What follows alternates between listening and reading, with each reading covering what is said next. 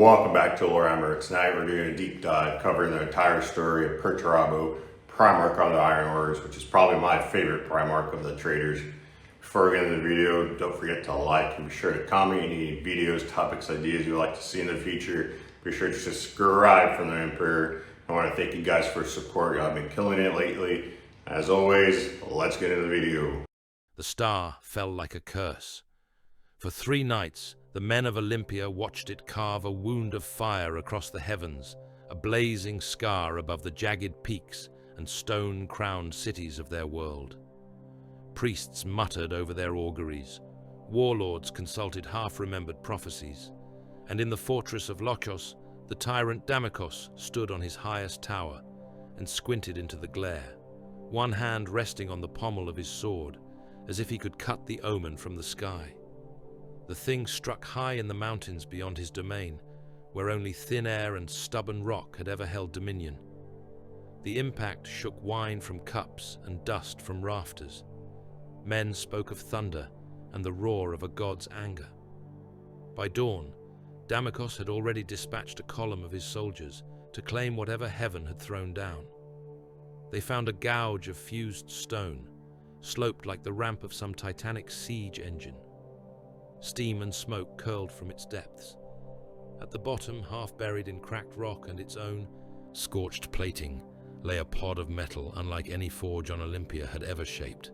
Its surface was blackened, but sigils of a strange, unknown script still gleamed faintly beneath the soot. They approached with spears and shields raised, expecting a beast, a demon, something properly monstrous to justify the long climb. When the pod's locks blew and the shell irised open with a hiss of escaping vapors, even hardened killers flinched back. A child stood inside. He was naked, skin slick with the chill fluids of his cradle. The vapor curled around him like incense. He stepped out onto the fractured stone, with the unsteady care of a newborn fighting unfamiliar gravity. And then, impossibly quickly, his balance settled.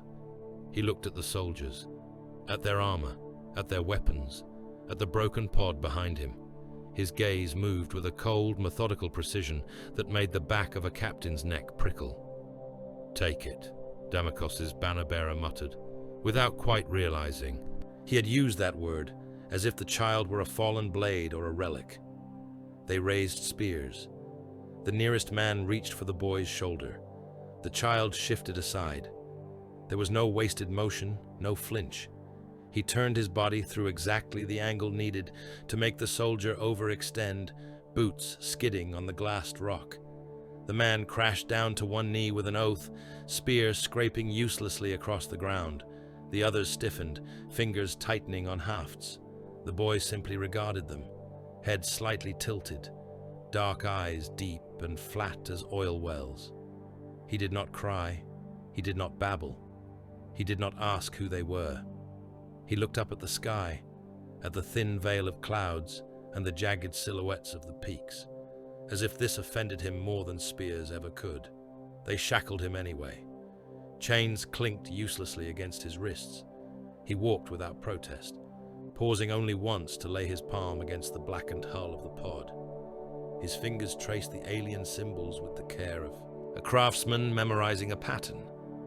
When they reached the fortress, Damikos came down to see the omen the mountains had spat out. The tyrant was a broad, scarred man, armor layered over his flesh, like the scales of some predatory beast. He had ordered men burned alive for less than the insult of this child's unblinking gaze. Yet when those dark eyes met his, something in Damikos faltered. He felt weighed, measured, placed somewhere on an invisible ledger, and found wanting. "What are you?" the tyrant asked at last. The child turned his head, studying the vaulted hall, the buttresses, the angle of the murder slits high in the walls, the pattern of banners and braziers. When he finally spoke, his voice was calm and toneless, the voice of a clerk noting facts. "This place is poorly arranged," he said.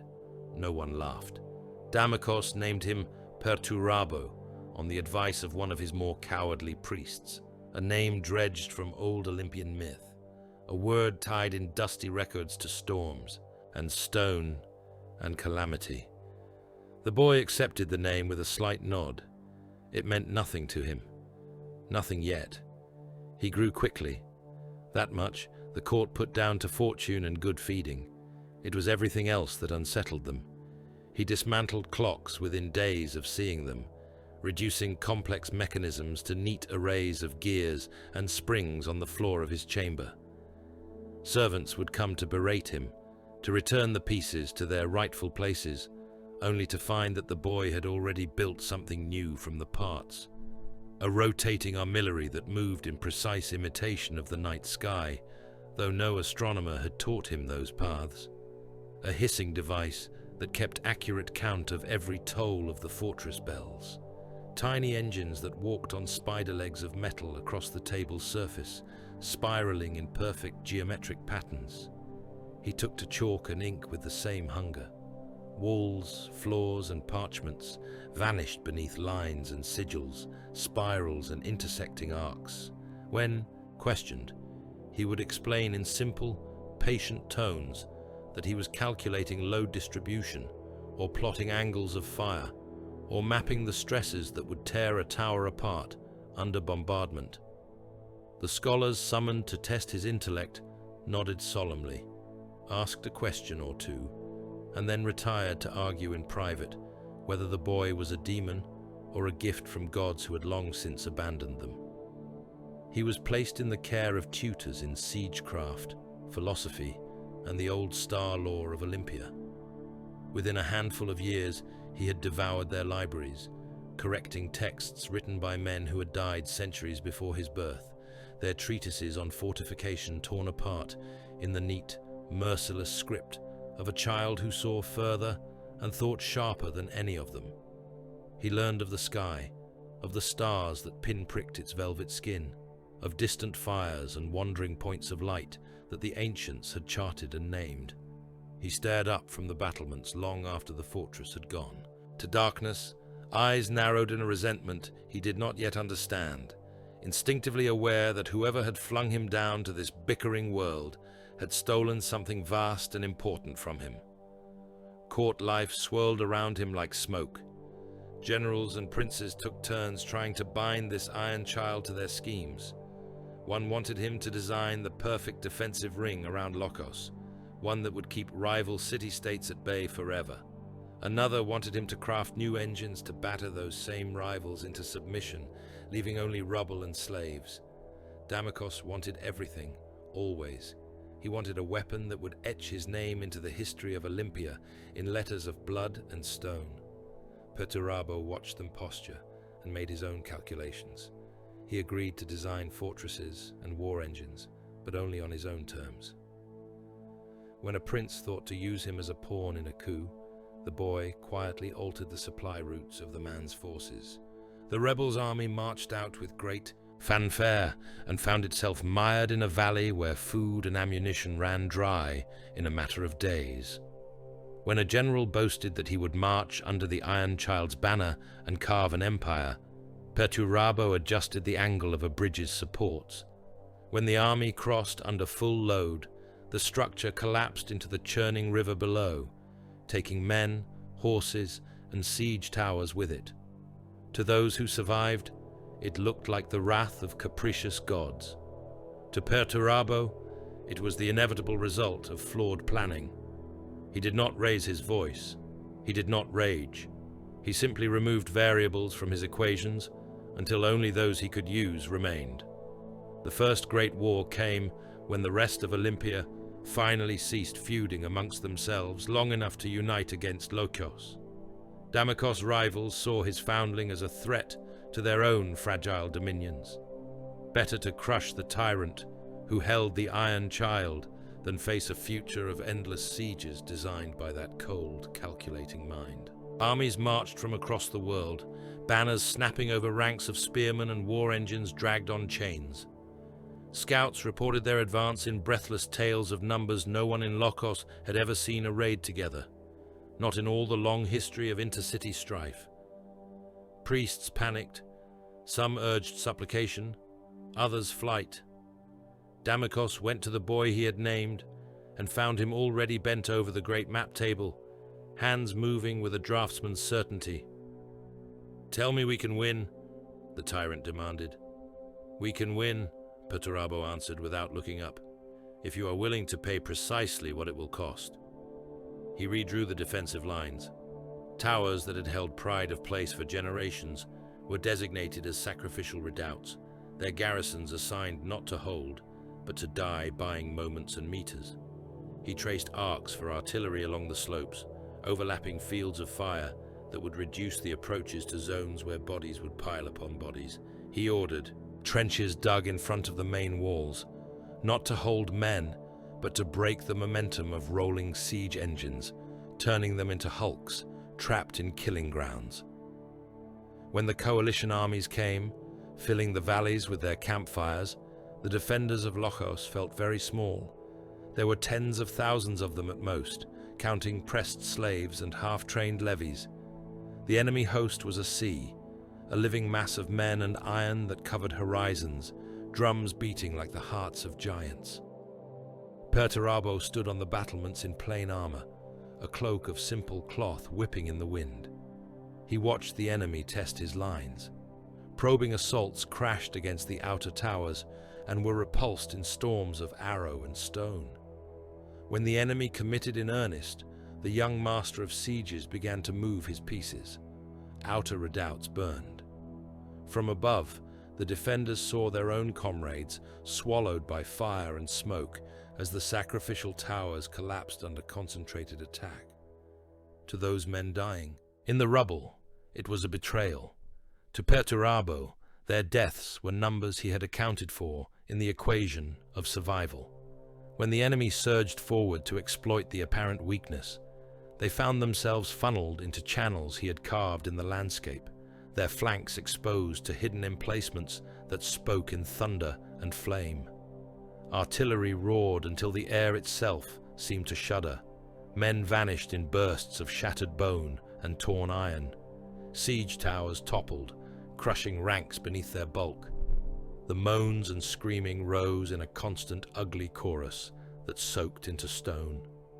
Perturabo listened with the same distant attention he gave to the creak of winches and the clatter of spent shot hitting the flagstones. As the days bled together, the defenders learned his methods. A wounded man might be dragged from the parapet not out of compassion, but because his body would obstruct a line of fire if left to slump against the crenellations.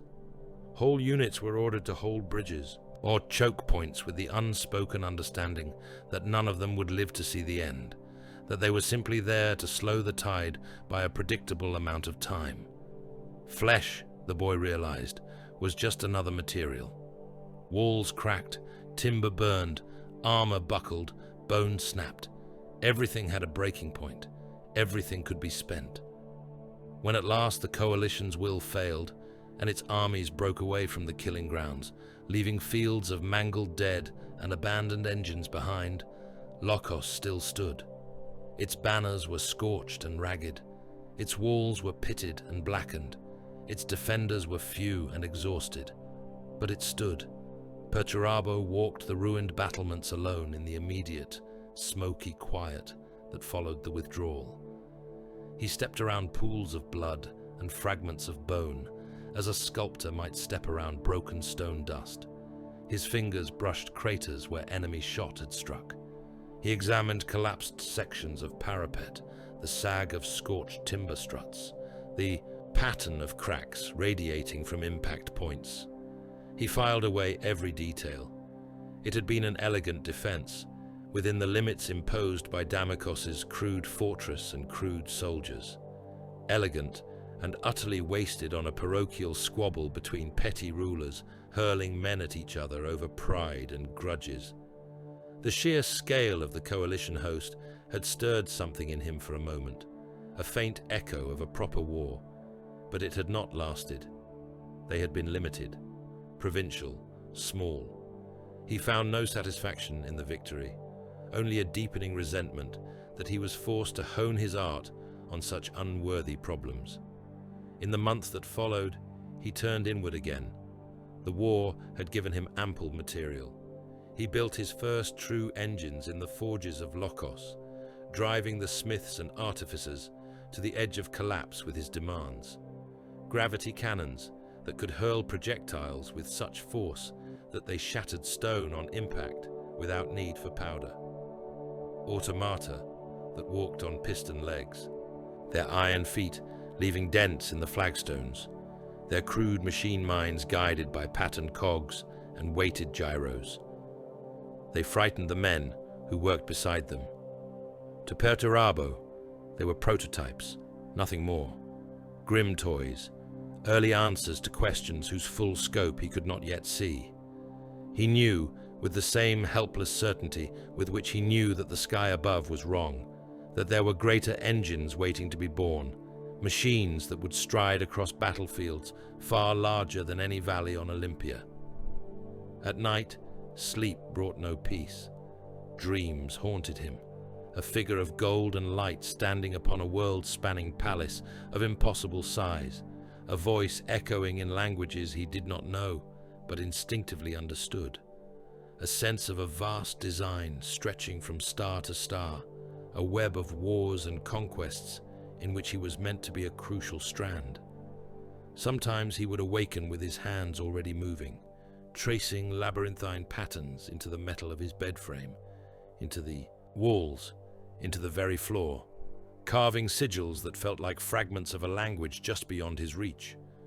He began to inscribe such patterns on armor plates, on the shields of chosen bodyguards, on the housings of his engines.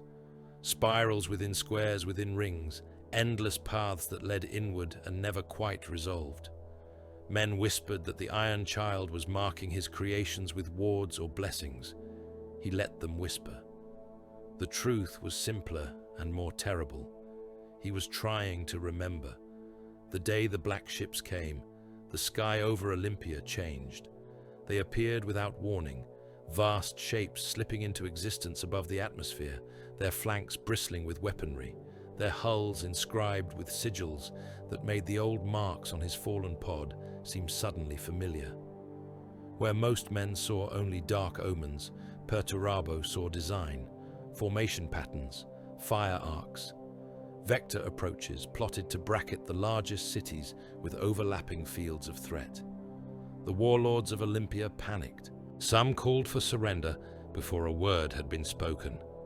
Others screamed for their armies to man the walls and prepare to sell their lives dearly. The priests clawed at their own faces, howling that the gods had returned to claim their due. Perturabo walked out onto the highest terrace of Lokos and looked up. The ships descended like judgment, their silhouettes swallowing the sun. In that moment, something in the back of his mind eased, like a locked mechanism finally meeting the right key. The vector of his existence, all his calculations, his restless fury, snapped into alignment with a greater equation he could not yet see in full, but recognized as the thing he had been made for. The world around him screamed and scrambled and prayed. He felt none of that, only a cold, profound relief. At last, he thought, the real war is coming. The ash plains of Olympia stank of burned stone and old blood the day the sky tore open. Black shapes descended through the cloud layers, their flanks aglow with the friction of violated air. Vox thunder rolled ahead of them, a rumbling that made men drop to their knees and clutch at the ground, as if that could save them. The warlords of the mountain cities watched from their battlements, mascara of ash and fear streaked across their faces, and knew at once that this was no enemy they could bribe or outflank or grind down with another generation of slaves. Damokos stood with Perturabo on a rocky outcrop beyond Lokos's walls, the tyrant swaddled in the best armor his forges could produce, the Primarch in plain plate he had designed for himself, every line of it calculated for function rather than show. The boy, who was no longer truly a boy, watched the descending fleet with his hands clasped behind his back. "They come for you," Damokos said. His voice had frayed around the edges in recent months, like old cloth. Olympia's neighbors had grown quiet, too quiet, and the tyrant had begun to suspect that there were. games afoot beyond his sight. Now he understood how small those schemes had been. "Yes," Perturabo said, "you knew this would happen." "I knew something would come," the Primarch replied. "The equations of my existence demanded it." Damikos did not ask what that meant. He had stopped asking such questions years ago. The answers always left him feeling like a child in a hall of philosophers, understanding nothing but the fact of his own stupidity. The foremost ship descended until it hung like an iron continent over the plains. It dwarfed everything the Olympians had ever built, casting a rolling shadow that swallowed whole cities in its breadth. Sigils burned on its prow in sun-bright gold, an eagle with spread wings, a skull crowned in laurels. Vox horns the size of fortress towers spoke a single command, in a tongue that made the air itself shudder, and every man who heard it knew the meaning without knowing the words. Kneel. Damikos' guards went to their knees as one, armor clattering, banners dipping. Across the plains, other warlords' retinues did the same, tiny smudges in the shadow of the descending godship. The tyrant of Lokos exhaled slowly, feeling his joints protest, as if he were already an old man, and began to lower himself. Perturabo did not move. "Do you defy this?" Damikos hissed. The Primarch's gaze never left the ship. His eyes drank in its lines, its gun decks, the faint darting lights of smaller craft swarming around it like metallic insects. He saw launch bays, void shield emitters, the scars of old battles stitched over with new armor plate. "I study it," he said. "I will decide later what it deserves." The tyrant knelt alone. The land shook when the master of mankind set foot upon Olympia. He came in a spear of light that stabbed down from the belly of the ship, reality briefly parting around him like wounded flesh. His armor was gold, rich and intricate in ways no Olympian artisan could have comprehended, but it was not the metal that made men choke on their prayers. It was the presence enclosed within that armor, an existence so dense that it warped everything around it. Mortal minds recoiled from the sight, even as their bodies tried to crawl closer. Damikos pressed his forehead to the ash. He did not dare look up. Many others did the same, entire retinues prostrating themselves, faces buried in the grit. Against that tide of abasement, the Primarch stood like a solitary pillar of iron. Perturabo watched the Emperor approach with the cool focus of a master engineer examining a new engine. He saw scale first. The godlike figure towered over the tallest Astartes in his honor guard, each step measured and unhurried, as if the world itself would move to accommodate him if he chose to stand still. He saw the armor, not as ornament, but as an expression of power, every plate inscribed with layered wards and sigils, energy fields humming, a walking fortress, wrought by hands that had never known failure. He saw the faces of the warriors at his side, each one a perfected echo of the same design, gene-forged giants in warplate that bore the same double-headed eagle, their eyes fixed ahead, with a fanatic intensity Perturabo recognized as certainty. Beneath all of that, the Primarch saw something else. Threads, lines of influence and deception radiating from this one being. A web stretched across a galaxy he had not yet seen, tied to 1,000 worlds and 1 billion souls. The master of mankind wore his divinity like armor, but under it was a strategist, a liar, a builder of illusions. The Emperor stopped a few paces from him. Ash swirled around their boots, flecks of grey landing on gold and gunmetal. "You do not kneel," the Emperor said. Perturabo considered his words. He saw no point in dissembling. This was not a man to be fooled by courtiers' games. "You built this meeting," he replied. "You scattered us. You crossed the void to gather us again when it suited your plan. I will kneel when you show me the shape of that plan, not before." Behind the visor slits of his helm, Damikos' eyes went wide with terror. He waited for lightning, for burning eyes, for some divine smiting. Instead, the Emperor's mouth curved, just slightly. "You see much for one who has never left a single world," he said. "You are mine, Perturabo. You were made to be mine.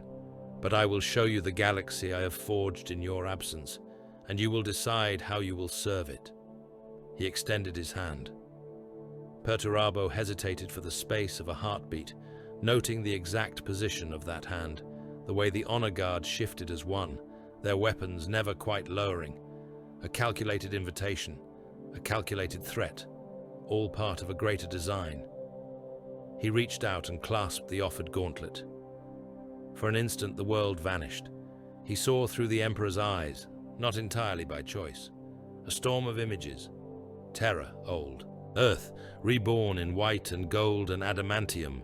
A world crown wreathed in orbital plates. Its polluted skies burned clean by the fires of conquest. Fleets without number, prows bearing the Aquila, moving through the night between suns. Legions of gene-forged warriors, like the ones that stood behind the Emperor now, clad in the panoply of war, marching against Zeno's empires and human tyrannies alike. He saw a galaxy, not as stars and void, but as a problem. A vast, untidy equation of threats and potentials, of lost technologies and broken civilizations. He saw, and in that seeing he understood why he had been made. When the vision receded, ash and wind and the stink of Olympia crashed back in. The Emperor's hand dropped to his side. "Come," he said. "You have work to do." Terror was a wound and a promise. The journey from Olympia to the throne world, burned by too fast to catalogue. Perturabo devoured every scrap of data he could pull from the ship's cogitators, every star, chart, every fragment of campaign record. The Emperor's officers watched him uneasily, a silent, golden figure in their midst, eyes flicking over hollow projections within human speed, fingers drawing corrections and improvements into the air. When they came out of the warp above Terra, Perturabo stood at the great viewing port and said nothing for a long time. Orbital plates, defense stations and shipyards encircled the planet like a ring of fortresses. Macro batteries and lance arrays bristled from their flanks. Fleets drifted in precise patterns, their vectors overlapping into kill webs that could erase any intruder. Even the void itself had been shaped here, the Emperor's ships carving safe routes through the immaterium like trenches through mud. It was not perfect. He saw inefficiencies, redundancies, places where doctrinal pride had overridden good design. But it was closer to perfection than anything Olympia could ever have been. On the surface, the imperial palace spread. Across the Himalayan massif, like a continent of stone and gold, towers thrust up through clouds, walls the size of lesser cities encircled entire mountain ranges. Perturabo's engineer's soul measured every bastion, every gun emplacement, unbidden. "Fortress and throne," he murmured, "citadel and symbol." "And never finished," said the man at his side. Malcador, the sigillite, walked as if the gravity of terror had never been a burden to him. Age had carved lines into his face, but his eyes were hard and bright as any Primarch's. He had been tasked with showing this newly found son the reality of the Imperium. "You see it already," Malcador continued. "You were not made to gaze at pretty spires and praise the Emperor's glory. You were made to see its weaknesses." "The outer plates rely too heavily on overlapping arcs," Perturabo said. "If a determined enemy bled enough ships to punch a narrow corridor through one sector, they could bring a spear straight through the ribs before the rest of the system reacted." Malcador's mouth twitched. "Then it is fortunate we now have you to consider such eventualities," he said. They brought him at last to the mustering fields, where the 4th Legion awaited. They were lined in ranks that seemed to stretch to the horizon, armor a uniform iron hue, gunmetal and hazard stripes, and the occasional bare, scorched plate that spoke more honestly of their nature than any heraldry could. They stood in perfect formation, bolters at rest against breastplates, helmets locked forward. Each of them towered over mortal men, their presence a crushing thing in and of itself, but to Perturabo they seemed incomplete. Engines without a guiding principle. "This is the legion that bears your gene seed," the Emperor said. "They were made in your image before you were found. They have done good work in your absence." He stepped forward, feeling tens of thousands of lenses shift, tiny. Motions that meant all eyes were now upon him. He smelled ceramite, machine oils, the faint ozone tang of charged weapons. "Fourth Legion," he said. "Iron Warriors." The name was not yet formal, but it fit. There was iron in their gaze, in their stillness. Not the shining, decorative metal of parade armor, the functional steel of tools and prison bars. "You have taken worlds for a father you had never seen," Perturabo went on. "You have bled in sieges that others were too proud or too afraid to fight. You have been the hammer that breaks the locked door, while your brothers are celebrated for walking through the opening you made." He let that hang for a moment. "Good," he said. "You will continue to do so, but now you will do it properly." The reorganization did not begin with grand proclamations, though scribes and remembrancers would later invent them. It began with numbers. Perturabo took the Legion's campaign records and tore them apart. He tracked supply usage over years of fighting, analyzed ammunition expenditure in every major engagement, mapped casualty charts against terrain features and enemy doctrines. He reviewed fleet movements, ground deployment patterns, the timing of assault waves. He restructured their companies into siege engines, each one designed around a specific battlefield function. Breacher units specialized in close assault, their shields and armor augmented for the furnace of the breach. Artillery cohorts were integrated more tightly with forward elements, their fire directed by pre-plotted algorithms and constantly updated Auspex feeds. Armor columns were broken down into combined arms fists, rather than being held in unwieldy, vulnerable masses. Warships became components in a greater equation. Orbital bombardment was no longer a blunt prelude to ground war, but an ongoing part of the siege design. Ships were placed in orbits that allowed for constant rolling fire, their lance strikes, and macro shell salvos timed to the second with surface assaults. Officers who could not grasp this new way of thinking were quietly removed. Some were reassigned to garrison duties far from the front lines, their pride salved by titles that meant little. Others simply never returned from training exercises. Accidents, the records called them. Misfires, collapsed gantries. No one in the Legion doubted that the Lord of Iron could have prevented such accidents if he had wished. Those who adapted found themselves honed like blades. Perturabo demanded simulations after every action, re-fought on hololithic tables with minute corrections. Squad leaders were required to explain every decision they had made, every deviation from the plan. He picked apart their rationales with scalpel-precise questions, exposing flaws, highlighting strengths, burning lessons into their memories. The Great Crusade welcomed this newly forged instrument with open, bloody arms. Fortress worlds that had held out against Imperial compliance fleets for decades found the Fourth Legion falling upon them like a judgment of iron. Orbital citadels carved from asteroids and old ship hulks, studded with gun batteries, were bracketed by Iron Warriors' battle barges and reduced in methodical stages, their shields stripped layer by layer, their hulls gutted by calculated boarding actions.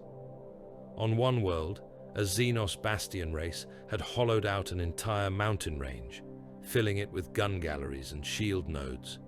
Imperial commanders had declared it impregnable, recommending blockade and eventual starvation. Perturabo took 3 days to study the Auspex data. On the 4th, he ordered orbital strikes on a seemingly random pattern of ridges miles from the visible fortifications. The resulting rockfalls triggered cascading quakes that collapsed whole sections of the underground complex. Iron Warriors' breacher units poured into the breaches, bolters barking, chain blades snarling, advancing over drifts of shattered alien armor. The cost in lives was atrocious. It always was. Perturabo did not shy away from that cost. He calculated it, apportioned it, spent it with the same cold care he gave to placing artillery. Billions of mortal auxilia marched at the heels of the ironclad Astartes. Regiments raised from 1,000 worlds, conscripts and professional soldiers alike, were fed into the mouth of every siege. In the assault on the fortress moon of Karthos, mortal infantry was sent in tidal waves across open killing fields to map the hidden batteries. Their deaths painted patterns in the dirt that Iron Warriors' artillery observers read like scripture. Here the shells fell thickest. There, a narrow lane where casualties were fewer. Astartes' strike forces moved through those lanes, advancing over carpets of discarded laser guns and still warm corpses. On the defense-shrouded hive world of Arnis, Perturabo ordered the use of atomic cleansing on an entire continent to crack the enemy's supply spine. The bombardment turned forest to glass and seas to boiling vapor, billions dying in moments. When the firestorms cooled, Iron Warriors advanced through the irradiated dust, armor scorched but intact, bolters spitting, while the surviving defenders choked on their own ruined lungs. Other legions fought differently. Some specialized in rapid decapitation strikes, surgical annihilation of command elements that left enemy armies headless and flailing. Some favored terror tactics, breaking worlds with fear before the first shot was fired. They won swift victories, clean on parchment, even if the ground still stank of gore. The 4th Legion was sent where such theatrics could not suffice. When an enemy entrenched himself too deeply, when a citadel had to be taken stone by stubborn stone, when there was no flank to turn and no tower high enough to assassinate a commander from, then the summons came. Perturabo's sons went where walls were thickest and guns were heaviest. They fought wars of grinding attrition that went on for years. Trenches were dug and redrawn so many times that the maps became abstract art. Siege lines ossified into scars visible from orbit. Entire continents were broken open, crust shattered by repeated bombardment, magma bleeding through like the exposed flesh of the world. Vox traffic degenerated into hoarse litanies of fire missions and casualty reports. Between campaigns, in rare lulls, Perturabo crossed paths with his brothers. Magnus the Red, cyclopean and robed, came to him in one quiet interlude, the air around him humming faintly with leashed warp power. They stood together on the observation gallery of a storm-battered void ship, watching a dead world spin slowly below, its surface a mass of cratered ruin. "You see the universe in numbers," Magnus said, his single eye glimmering with curiosity. "Vectors, weights, probabilities. Do you ever tire of the calculus? Do you ever tire of the warp?" Perturabo countered. Magnus smiled faintly. "It is not the same. The immaterium is infinite." "So are the ways to wage war," Perturabo replied. "The permutations of a fortress, the variables of logistics, the angles at which a shell may strike. Infinity is only a larger number, brother. It still obeys rules." "Does it?" Magnus murmured, and his gaze went distant, as if listening to voices only he could hear. With Rogel Dawn, the conversations were colder, more precise. They would sit in strategium chambers over hollow projections of captured enemy fortresses, plotting assault and defense in turns. Perturabo would outline how he would break a wall. Dawn would counter with reinforcement patterns and overlapping fields of fire. Neither admitted how seriously they took these theoretical contests. Neither acknowledged the edge of rivalry that sharpened every exchange. "You rely too heavily on subsurface infiltration," Dawn said once, adjusting the glowing representation of a bastion's foundations with a flick of his gauntleted fingers. "Sappers can be detected. Countermines can break their tunnels before they reach critical points." Countermines can be mapped, Perturabo replied. They create new seams of weakness. You have a fortress that resists the first assault and dies to the second. You build for the first and trust your walls to endure the rest. And you destroy what you could claim whole with a little more restraint, Dawn said. Not every enemy asset needs to be reduced to rubble. I do not trust an enemy's walls until I have watched them fall, Perturabo said simply. They parted with curt nods. Each would have died rather than admit how much the other had taught him. Despite such moments of kinship, the pattern of the crusade remained the same. When the war was clever or quick or glorious, poets wrote of it, remembrances painted it, and the names most often spoken were those of other legions. When the war was slow and ugly, when the victory was measurable only in how thoroughly the enemy had been destroyed, then the Fourth Legion's banners flew over the carnage. Imperial iterators recited speeches about worlds brought into compliance, populations saved from xenos or anarchy. The light of unity extended into the darkness. They spoke of flags planted on palace roofs, of oaths sworn, of treaties signed. They did not linger on the cost. On the worlds where the Fourth fought, the cost was carved into the landscape. Mountains were chewed into gravel by constant bombardment. Seas were boiled away, leaving basins of cracked salt and twisted wreckage. Hives became hollow shells, their outer skins left standing as blackened monuments, their interiors pulverized into strata of bone and rebar and slag. The corpses of mortal auxilia were layered so thick in some trenches that the engineers simply compacted them and poured plascrete over the mass to form new foundations. Perturabo kept the casualty records himself. He did not trust lesser minds to tally such things correctly. On data slates and cogitator banks aboard his flagship, he maintained precise logs of every man expended, regiment designations, origin worlds, causes of death, attrition curves plotted against time and supply levels. It was not sentiment, it was data. Billions of entries scrolled past his eyes over the decades. Names became numbers, numbers became patterns. The Primarch saw, with clinical clarity, how much blood it took to bend a galaxy. He sent his reports to Terra as required. He received orders in return, praise couched in the language of necessity, occasional formal thanks that rang hollow against the noise of macro batteries and screaming men.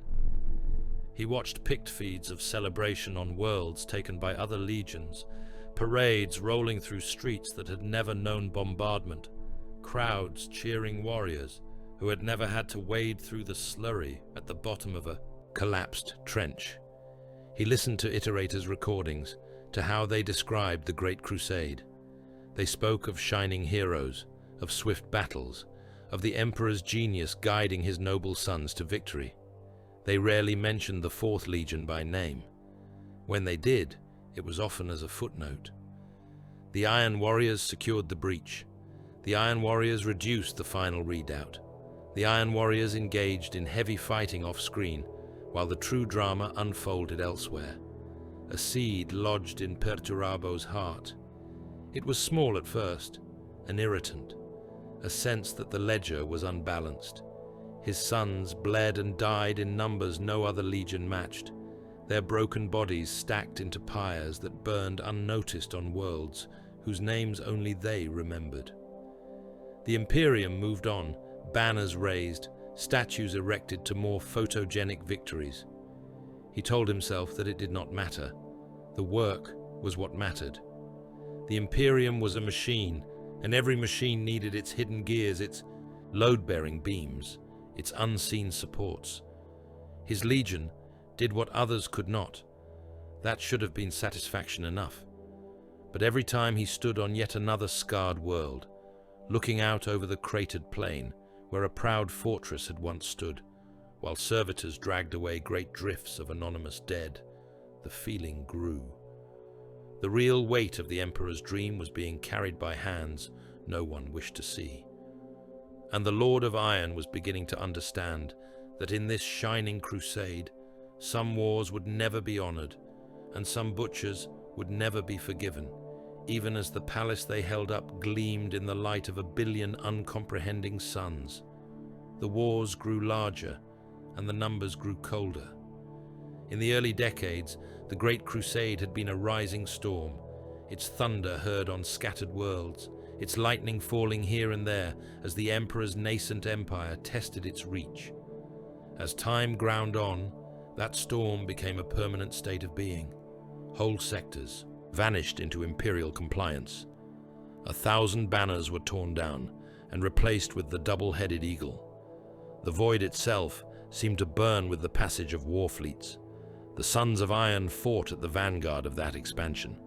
Where once the 4th Legion had been thrown at stubborn fortress cities and isolated bastions, now entire star systems were handed to Perturabo as problems to be solved. He would stand in the strategium of his flagship, the Tyrant of Olympus, watching the hollow of a system slowly rotate before him. Suns and planets, moons and orbital stations, each represented as a point of light. Supply routes shimmered in faint threads between them. Enemy fleets, minefields, and defense platforms glowed in hostile hues. It was a 3-dimensional puzzle, and his thoughts moved across it like blades. "Begin projection," he would say, and the air around him filled with ghostly trajectories. Orbital bombardment paths arced from Iron Warriors' warships to enemy bastions in complex patterns, overlapping and diverging in choreographed firestorms. Drop zones for Astartes' spearheads appeared as translucent impact symbols on worlds that had never known such fury. Vox traffic, logistical delays, the time it would take to strip atmosphere from one moon and redirect its icy corpse into a collision course with another objective. All of it became values in his mind. He threaded red lines between those values, timetables, barrage sequences, probable enemy responses and counter-responses. For each permutation, he plotted casualty curves, the slow climbing arcs that projected how many of his own sons and how many of the mortal masses at their heels would die if he chose that solution. Victory was never in question. The question was always the shape of that victory, the cost in blood and structure. He watched the curves rise and fall as he adjusted a bombardment here, delayed a ground assault there, a little more time spent on softening an orbital. Citadels saved thousands of Astartes' lives, but slaughtered millions more auxiliaries in extended ground fighting. A bolder thrust saved the regiments at the price of Iron Warriors' companies lost forever in the fire. He moved the lines until they settled in a pattern that struck some inscrutable balance only he understood. "Order of operations confirmed," he said at last. "Initiate the first sequence. Advise all expeditionary cohorts. They will have the details within the hour." The system before him was as good as conquered in that moment. The rest was execution. Across the length of the Imperium, the Iron Warriors became synonymous with total, merciless reduction. On the fortress world of Gravis, an ancient human tyrant had stacked fortifications upon fortifications for generations, hives ringed with curtain walls, those walls buttressed by bastions, those bastions wrapped in defense towers and interlocking gun platforms. His engineers had boasted that no outside force could ever crack their layered shell. The 4th Legion arrived with siege ships, whose prows were carved in the shape of rams, their hulls dense with macro batteries and siege torpedoes. They brought with them cyclopean siege engines, tracked guns the size of cathedrals, artillery trains that stretched from horizon to horizon. They ringed Gravis's strongest hive with guns and began to fire. Days became weeks, weeks blurred into months.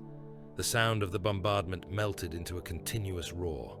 Shells the size of void shuttles screamed down, burrowing through strata of ferrocrete and adamantium, before blooming in subterranean detonations that turned underhives into slurry. Firestorms rose, great black and red pillars that punched through the clouds. Inside the fortress, men went mad from the unending concussions, noses and ears leaking blood, teeth splintering in their jaws. When they finally sent in the breaches, the Iron Warriors advanced through avenues that had once been packed with the stacked lives of billions. Now there was only broken stone, twisted metal, and a dust so thick with powdered bone that every footstep left pale prints. They cleared the remaining redoubts room by room, bolt shells bursting bodies in tight corridors, combat blades ripping through the last, desperate defenders. At the end, when the tyrant of Gravus lay as a ragged smear on the cracked marble of his own throne room, Perturabo stood amid the ruin and judged the architecture.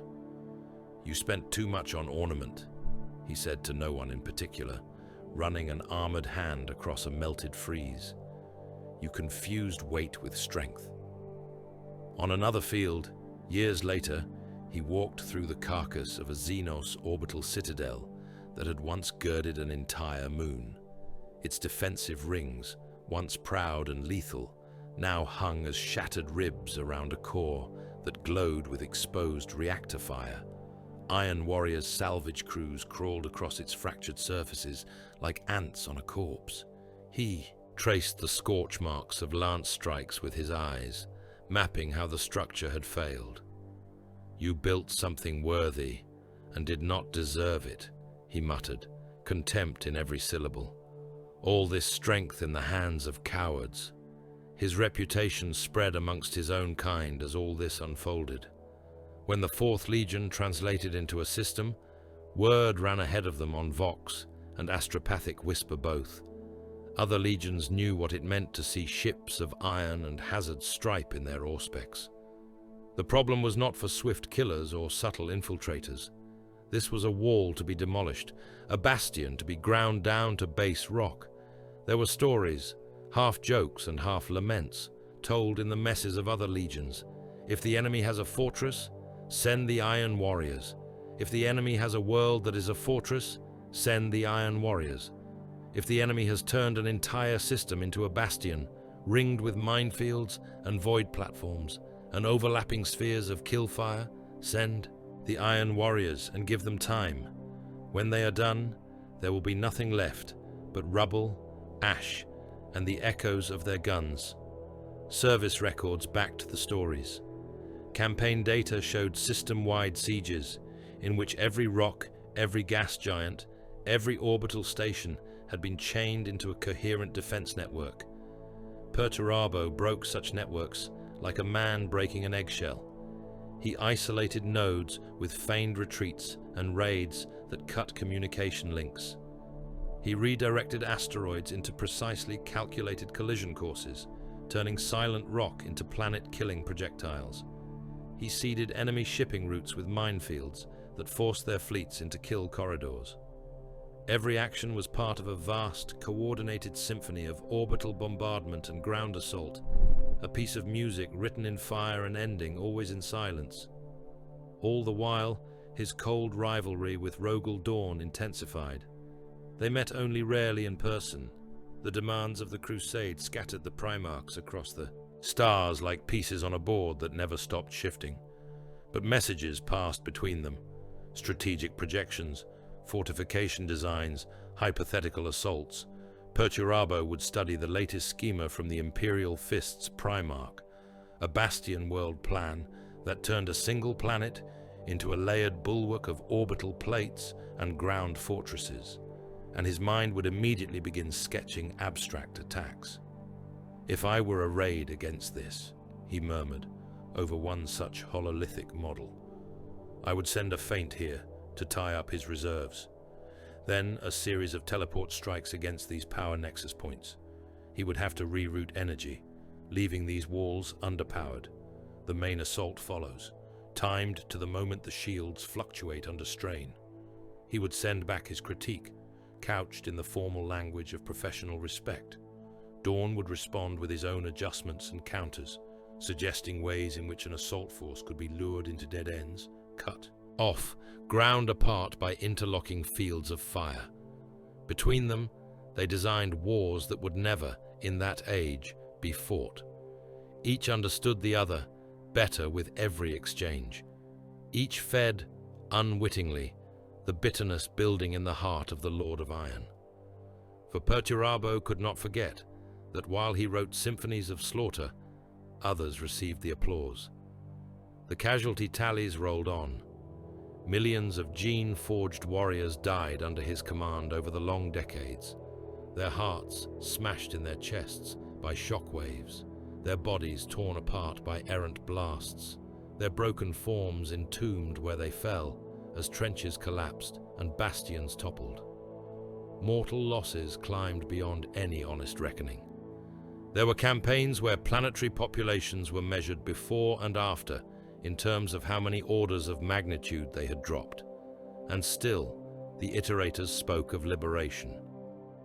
On Medusa's belt, he ordered the creation of a training zone the size of continents. They called them warscapes. On a world whose name was later deleted from all records, the Iron Warriors flattened the existing civilization in a month of brutal war. Then they began to build. Fortress lines were raised, bunkers dug, artillery nests installed. Entire mountain ranges were carved into kill mazes. Minefields were laid with obsessive care. Perturabo oversaw it all, directing the placement of every major piece. When the warscape was complete, he ordered his sons to assault it. They were given no grand rhetoric, only coordinates, time schedules, and objectives. Wave after wave of iron warriors and attached mortal regiments slammed against the defenses, their progress monitored in real time from orbit. Auspex Picts showed Astartes stumbling through clouds of dirt and blood, assaulted from concealed bunkers, flayed by crossfires they had failed to anticipate. Serfs and slaves were driven ahead of them with shock mauls and bolt pistol fire, forced to clear minefields and trip automated defenses with their bodies. Thousands died every day in these practice wars. Their corpses were bulldozed into pits between assaults. The trenches were dug again. The bastions were rebuilt. Perturabo's officers were required to review footage of their failures, to stand before their Primarch and point to the exact moment they had erred. There, he would say, tapping a frozen image of an Iron Warriors squad caught in enfilade fire. You chose the obvious cover. You did not consider that the enemy, who thinks as you do, would have plotted that line as a trap. You died because you were predictable. You made my legion predictable. The captain in question would stand stiffly, armor still scratched from the last engagement. It will not happen again, Lord, he would say. It will, Perturabo replied, unless I burn the weakness out of you. And so he did, over and over, hammering his sons against their own creations, until they learned to think as he did, until they could feel the shape of a trap before they saw it, until they reacted to perceived weakness in an enemy position with suspicion as often as with aggression. Other legions whispered about the fourth behind their backs. They called the warscapes madness, cruelty, a waste of Astartes' lives that bordered on sacrilege. But when a new fortress world fell in months rather than decades, because Iron Warriors officers anticipated every trick the defenders tried, the whispers died down. The Imperium had little room for squeamishness where results were concerned. Yet the honors that trickled back to the Fourth were meager. Campaign rolls published on Terra listed worlds brought into compliance. Some names had little Picts beside them, idealized murals of gleaming warriors and grateful natives. Those worlds had been taken by legions whose battles were simple to romanticize. Many of the systems Perturabo had broken were marked only as annexed, with a brief notation of heavy resistance. Overcome. No mention was made of the continents turned to fused glass, of the moons shattered to rubble, of the trenches filled with men whose names no one had bothered to record before they died. The Lord of Iron watched this pattern mount with every new set of transmissions from the throne world. He watched iterators' speeches, listened to how they described his legion's role, if they described it at all. He made no comment at first. He had more than enough work to occupy him. But the seed of resentment that had taken root back in the days of Olympia's petty wars drank deep of this steady slight and grew. The Imperium was a machine, he told himself. Every machine had parts that were seen and parts that were not. He had been forged as a load-bearing beam, not a shining ornament. The beam did not complain that the carving on the pillar beside it received more praise. It did its work and endured. But beams could crack under strain. In rare stolen hours between campaigns, he still found himself drawn to the few brothers who understood anything of his true nature. Magnus, gaunt and robed, perhaps the only one who saw the angles of war and the mysteries of the warp as two facets of the same crystal, would argue with him in long, winding discussions. "You treat men as variables," the Crimson King said once, pacing in a chamber aboard the flagship of his own legion. Sigils of warding glowed faintly on the walls. Outside, through the armored glass, the stars wheeled, uncaring. "You place them where they will die, because the death of 1,000 here is more efficient than the death of 10,000 there. I treat them as parts of a machine," Perturabo answered. "Better that the machine functions with the least waste possible." "But what of the machine itself?" Magnus pressed. "Have you never wondered if the design is flawed? If the Imperium squanders lives simply because it can? Because you and I make it possible?" Perturabo considered, then shook his head. "The design is not my concern," he said. "I am to ensure it does not collapse. Others can argue whether it should exist." Magnus looked at him for a long time, something like sorrow in his single eye. "You sound like a slave who knows his chains are well made," he murmured. With other brothers, the conversations were sharper, edged with rivalry. With Dawn, especially, every exchange of designs and proofs became another test, another way to measure himself against a sibling who received a kind of honor that he did not. Perturabo respected the Imperial Fist's Primarch's mind. He hated that respect. These rare tastes of fellowship almost made him forget, for a heartbeat or two, the grinding injustice of his place. Then another order would come from Terra, another summons to break a world that would never thank him, and he would return to his work with a jaw set in iron, somewhere beyond the mapped stars, where the light of real space bled into the roiling madness of the warp. Other eyes watched his progress. The Eye of Terror lurked outside the Crusade's grand maps, a festering wound of unreality that most Imperial cartographers were careful to skirt with ink and word alike.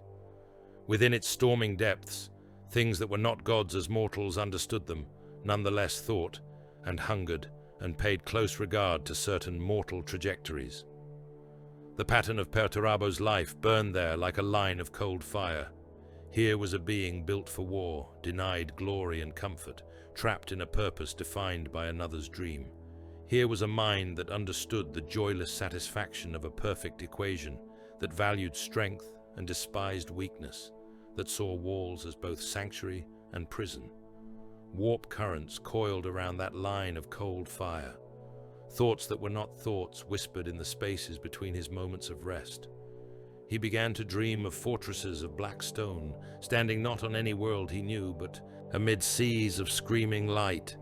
He dreamt of bastions whose foundations reached down through reality itself, anchoring into strata of unreality, their gun batteries firing iron and hatred into tides of demons that broke like surf against them.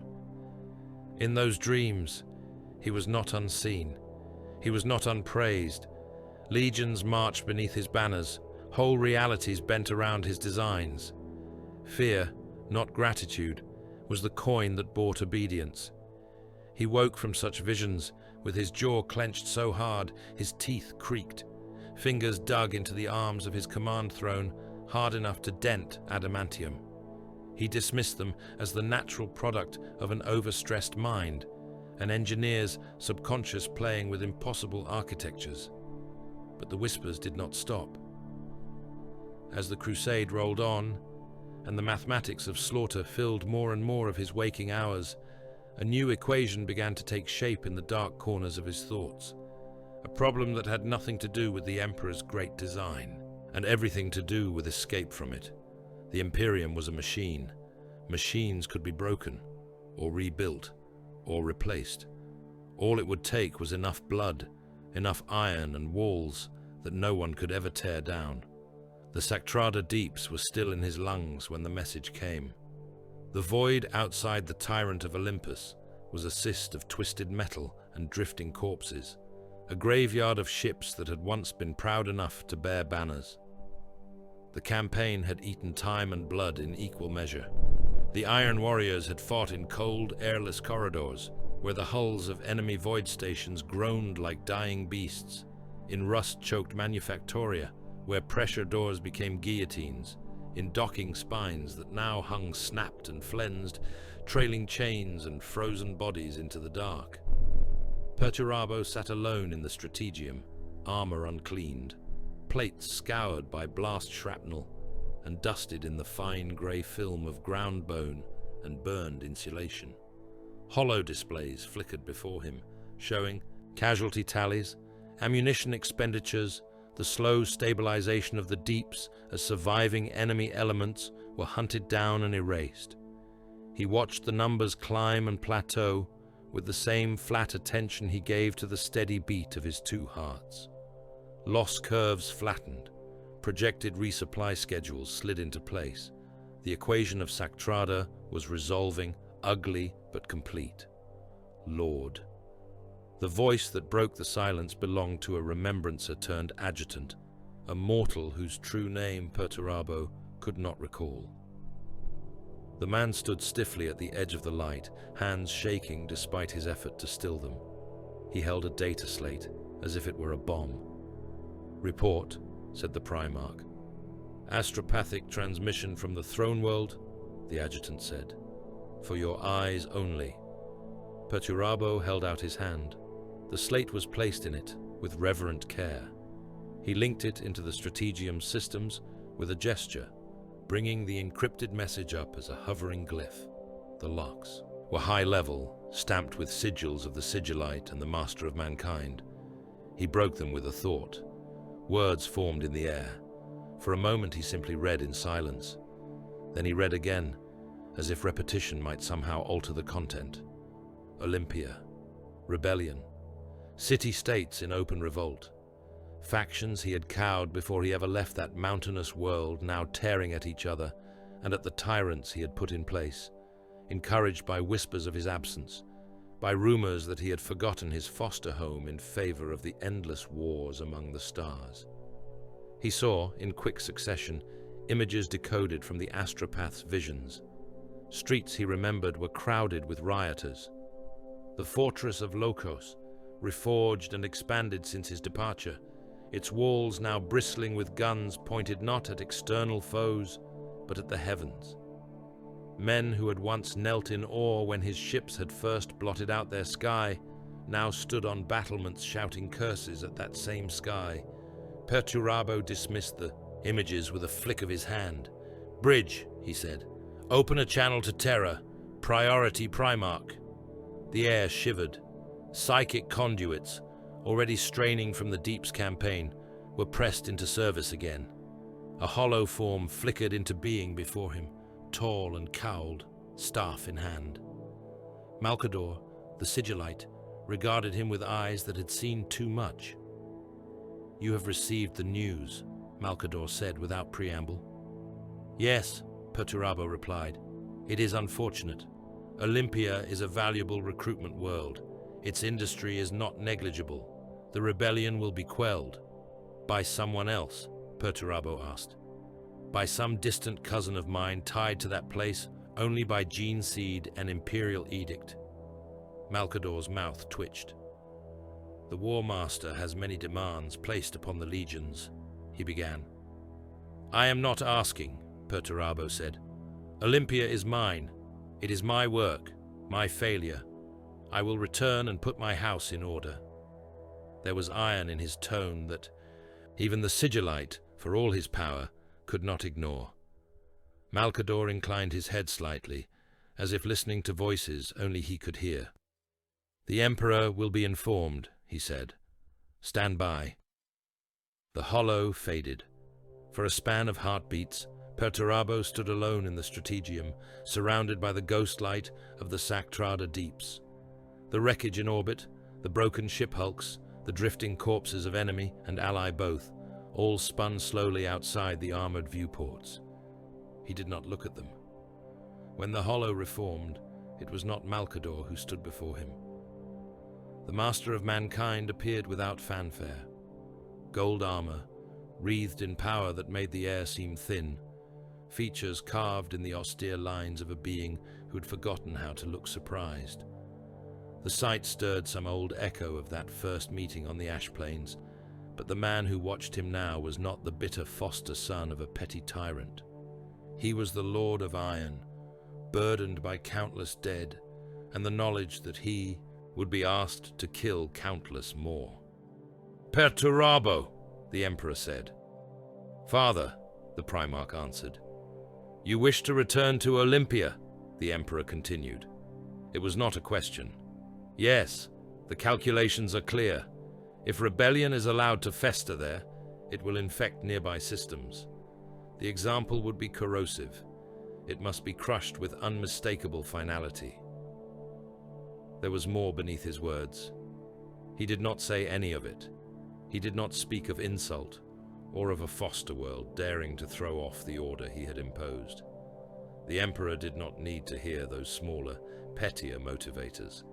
They were not the language of the Great Crusade. "You have just concluded a costly campaign," the Master of Mankind said. "Your legion requires refit, your ships require repair. The War Master can continue his work elsewhere," Perturabo cut in. "This is mine. I will not have the foundations I laid undermined by incompetence and cowardice. I will not have my name become a byword for disloyalty because others mismanage what I have wrought." Silence held the strategium for a moment. The Emperor's gaze weighed him, measuring fatigue and fury, cold logic, and the crack forming in it. "Very well," the Emperor said at last. "You will return to Olympia, restore order, remind that world whom it serves." The hollow winked out. Perturabo stood very still, feeling the old shape of Olympia rise up in his memory. Mountains like broken teeth, city-states clinging to sheer cliffs, fortress walls that he had designed as a sulking adolescent, already too perceptive, already too ready to shape death for others. "Set course," he said. "Recall all detachments. The 4th Legion returns to its cradle." The fleet translation into Olympia's system was like the opening of a surgical incision. Imperial warships dropped from the warp in ordered lines, prows burning with re-entry fire. Battle barges, mass conveyors, and strike cruisers, their hulls striped in iron and hazard yellow, spread across the void in a pattern Perturabo had devised decades earlier, when he had idly considered how best to besiege his own foster world as a thought exercise. Guns came to readiness, vox nets filled with order codes. Olympia hung before them, a marble veined in green and grey. Auspec's picks brought it into brutal detail. Plumes of smoke already smeared its atmosphere, void tracers and surface to orbit fire stitched ragged lines across the lower orbits, where ill-made planetary defense guns spat at the descending giants. Some of those guns were emplacements he had designed himself, his early work plagiarized and altered by lesser minds. As the fleet moved into position, vox hailings crackled across the link. The warlords of Olympia, or what called itself government in this new chaos, screamed contradictory demands. Some begged for mercy, some declared defiance. A few tried to address him by titles he had never recognized. Perturabo listened to them with the same distant patience with which he had once listened to Damokos. They begged, they threatened, they invoked blood ties and shared history. They denounced him as the absent god who had abandoned his creation. He let them speak until their voices ran ragged. Then he cut the channel. On the VoxNet reserved for his legion, his orders were precise and unmistakable. "Transmit compliance terms to all powers on Olympia," he said, "effective immediately. Each city-state, each clan, each governing body will enact decimation upon its own population. 1 in every 10 souls, chosen by lot, executed publicly by their neighbors. The bodies will be burned in the central squares, and the ashes scattered on the walls. They will send picked records of this act to our ships as proof. There was no disbelief in the silence that followed. His sons knew him too well. A blood tax, one of his warsmiths said at last. A demonstration. A measure, Perturabo replied. If they will not cut their own rot away, I will excise the limb entire. They have 1 planetary rotation to comply. The orders went down. On Olympia, the edict fell like a dropped anvil.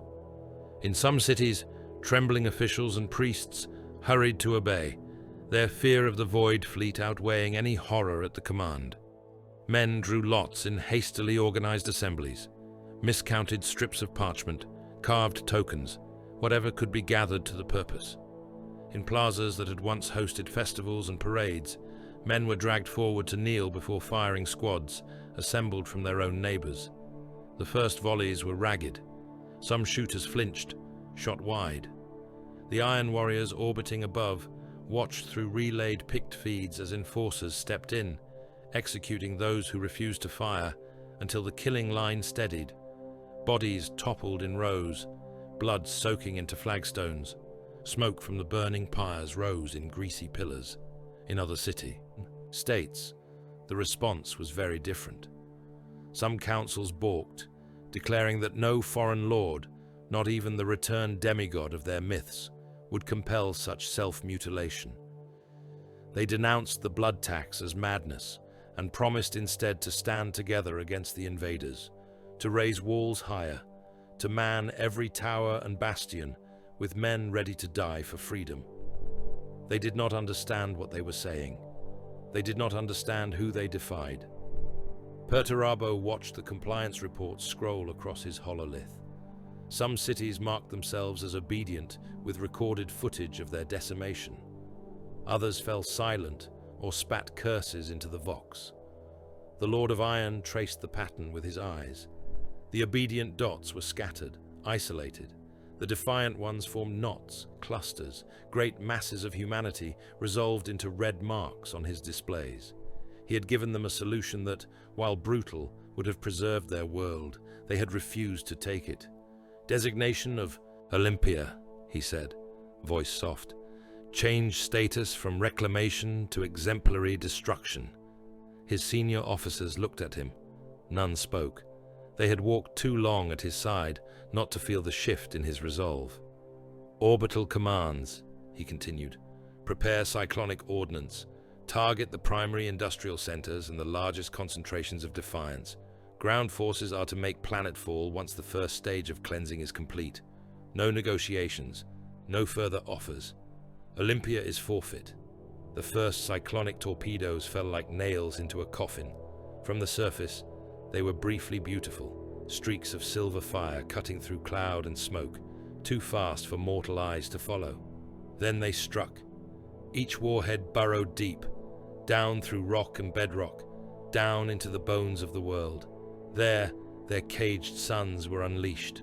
Shockwaves tore outward, vast rolling walls of pressure that crushed cities flat, obliterating towers and walls and men alike. Temperature spikes turned air to flame. Seas were scooped up and thrown ashore as scalding tidal waves. Whole mountain faces sheared away, avalanches of stone and screaming humanity burying valleys in new layers of rubble. Fortresses he had once designed, proud citadels that had been the envy of primitive Olympia, simply ceased to exist. Where Lokos's rival bastion had once crowned a peak, there was now a crater filled with molten rock, glowing like an infected wound. Walls that had taken years to raise were torn up and flung aside like shed skin. He watched from orbit, expression unreadable, as the shock maps updated in real time. "Begin descent," he said when the first stage was complete. "The guns will keep firing. We will walk in their shadow." Dropships and gunships plunged through the churning atmosphere. The air screamed around their hulls, streaking their flanks with re-entry fire. Below, Olympia burned.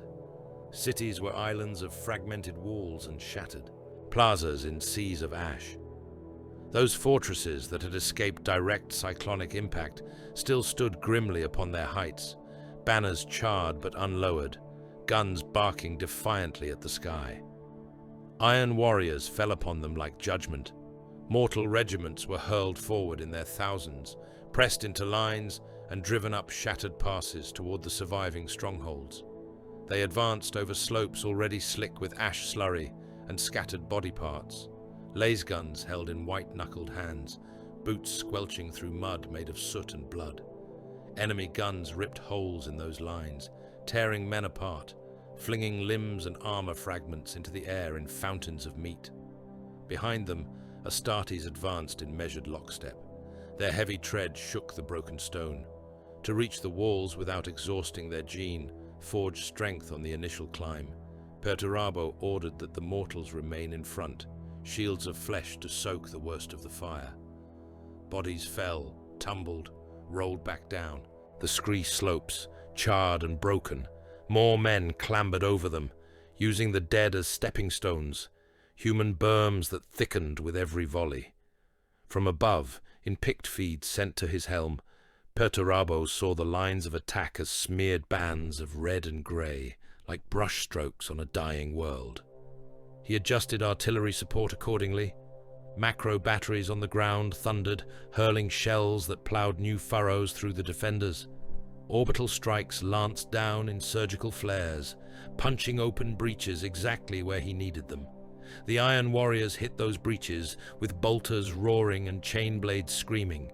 They waded through the ruins of gates and curtain walls, armor scoured by shrapnel, lenses streaked with gore. They killed methodically, wasting no movement, conserving ammunition when they could by resorting to blade and fist. Civilians who had taken up arms died alongside professional soldiers and press-ganged laborers. There was no time, no inclination to sort guilt from circumstance. Perturabo walked in their wake. He strode through streets that had once echoed to his own footsteps, now choked with rubble and burning bodies. The air tasted of metal and roasted flesh. People screamed, ran, fell, choked on ash. Some recognized him even through the grime and battle dust, cried out his name with hate or supplication. He barely heard them. He ran his hands along collapsed tower faces, feeling the way the stone had sheared, noting where support columns had failed first. He crouched beside a cracked bastion and examined the pattern of the fissures, tracing them back to the point where a cyclonic shockwave had caught a structural weakness he had not corrected when he first designed the wall as a younger man. "You should have reinforced here," he murmured to his past self. "You were careless. That will not happen again." His boots left crimson prints on the blackened flagstones. Men died all around him, their deaths marked only by brief spikes in atmospheric particulate and heat.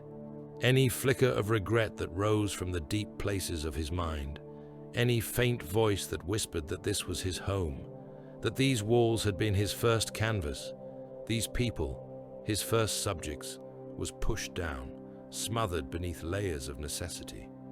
The world had rebelled. Rebellions had costs. The ledger would be balanced. The extermination lasted days, then weeks. City after city was leveled. Those who had obeyed the decimation order were spared the first wave of cyclonics, but not the grinding advance of ground forces. Their temporary obedience brought them only a slower death. Mass executions became routine. Selected populations were herded into pits and cut down by heavy bolter fire until the trenches overflowed with tangled bodies. Others were chained into labor gangs, marched to the mouths of mines or to the ruins of manufactoria, set to work clearing rubble and rebuilding under lashes and gun muzzles. Radiation levels climbed as cyclonic strikes cracked old vaults and reservoirs, spilling buried poisons into the air and water. Whole regions became toxic wastelands where lungs burned and skin sloughed from bone within hours. Those who did not die outright sickened and rotted, coughing blood and pieces of themselves, their hair falling out in clumps, their teeth loosening.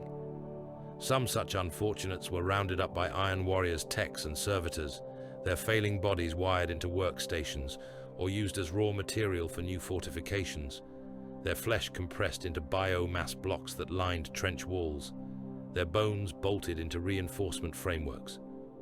By the end, the maps of Olympia looked nothing like the charts Perturabo had pored over as a youth.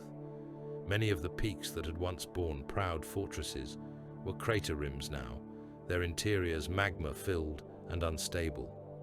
The great city-states were smashed plates under the heel of his war machines.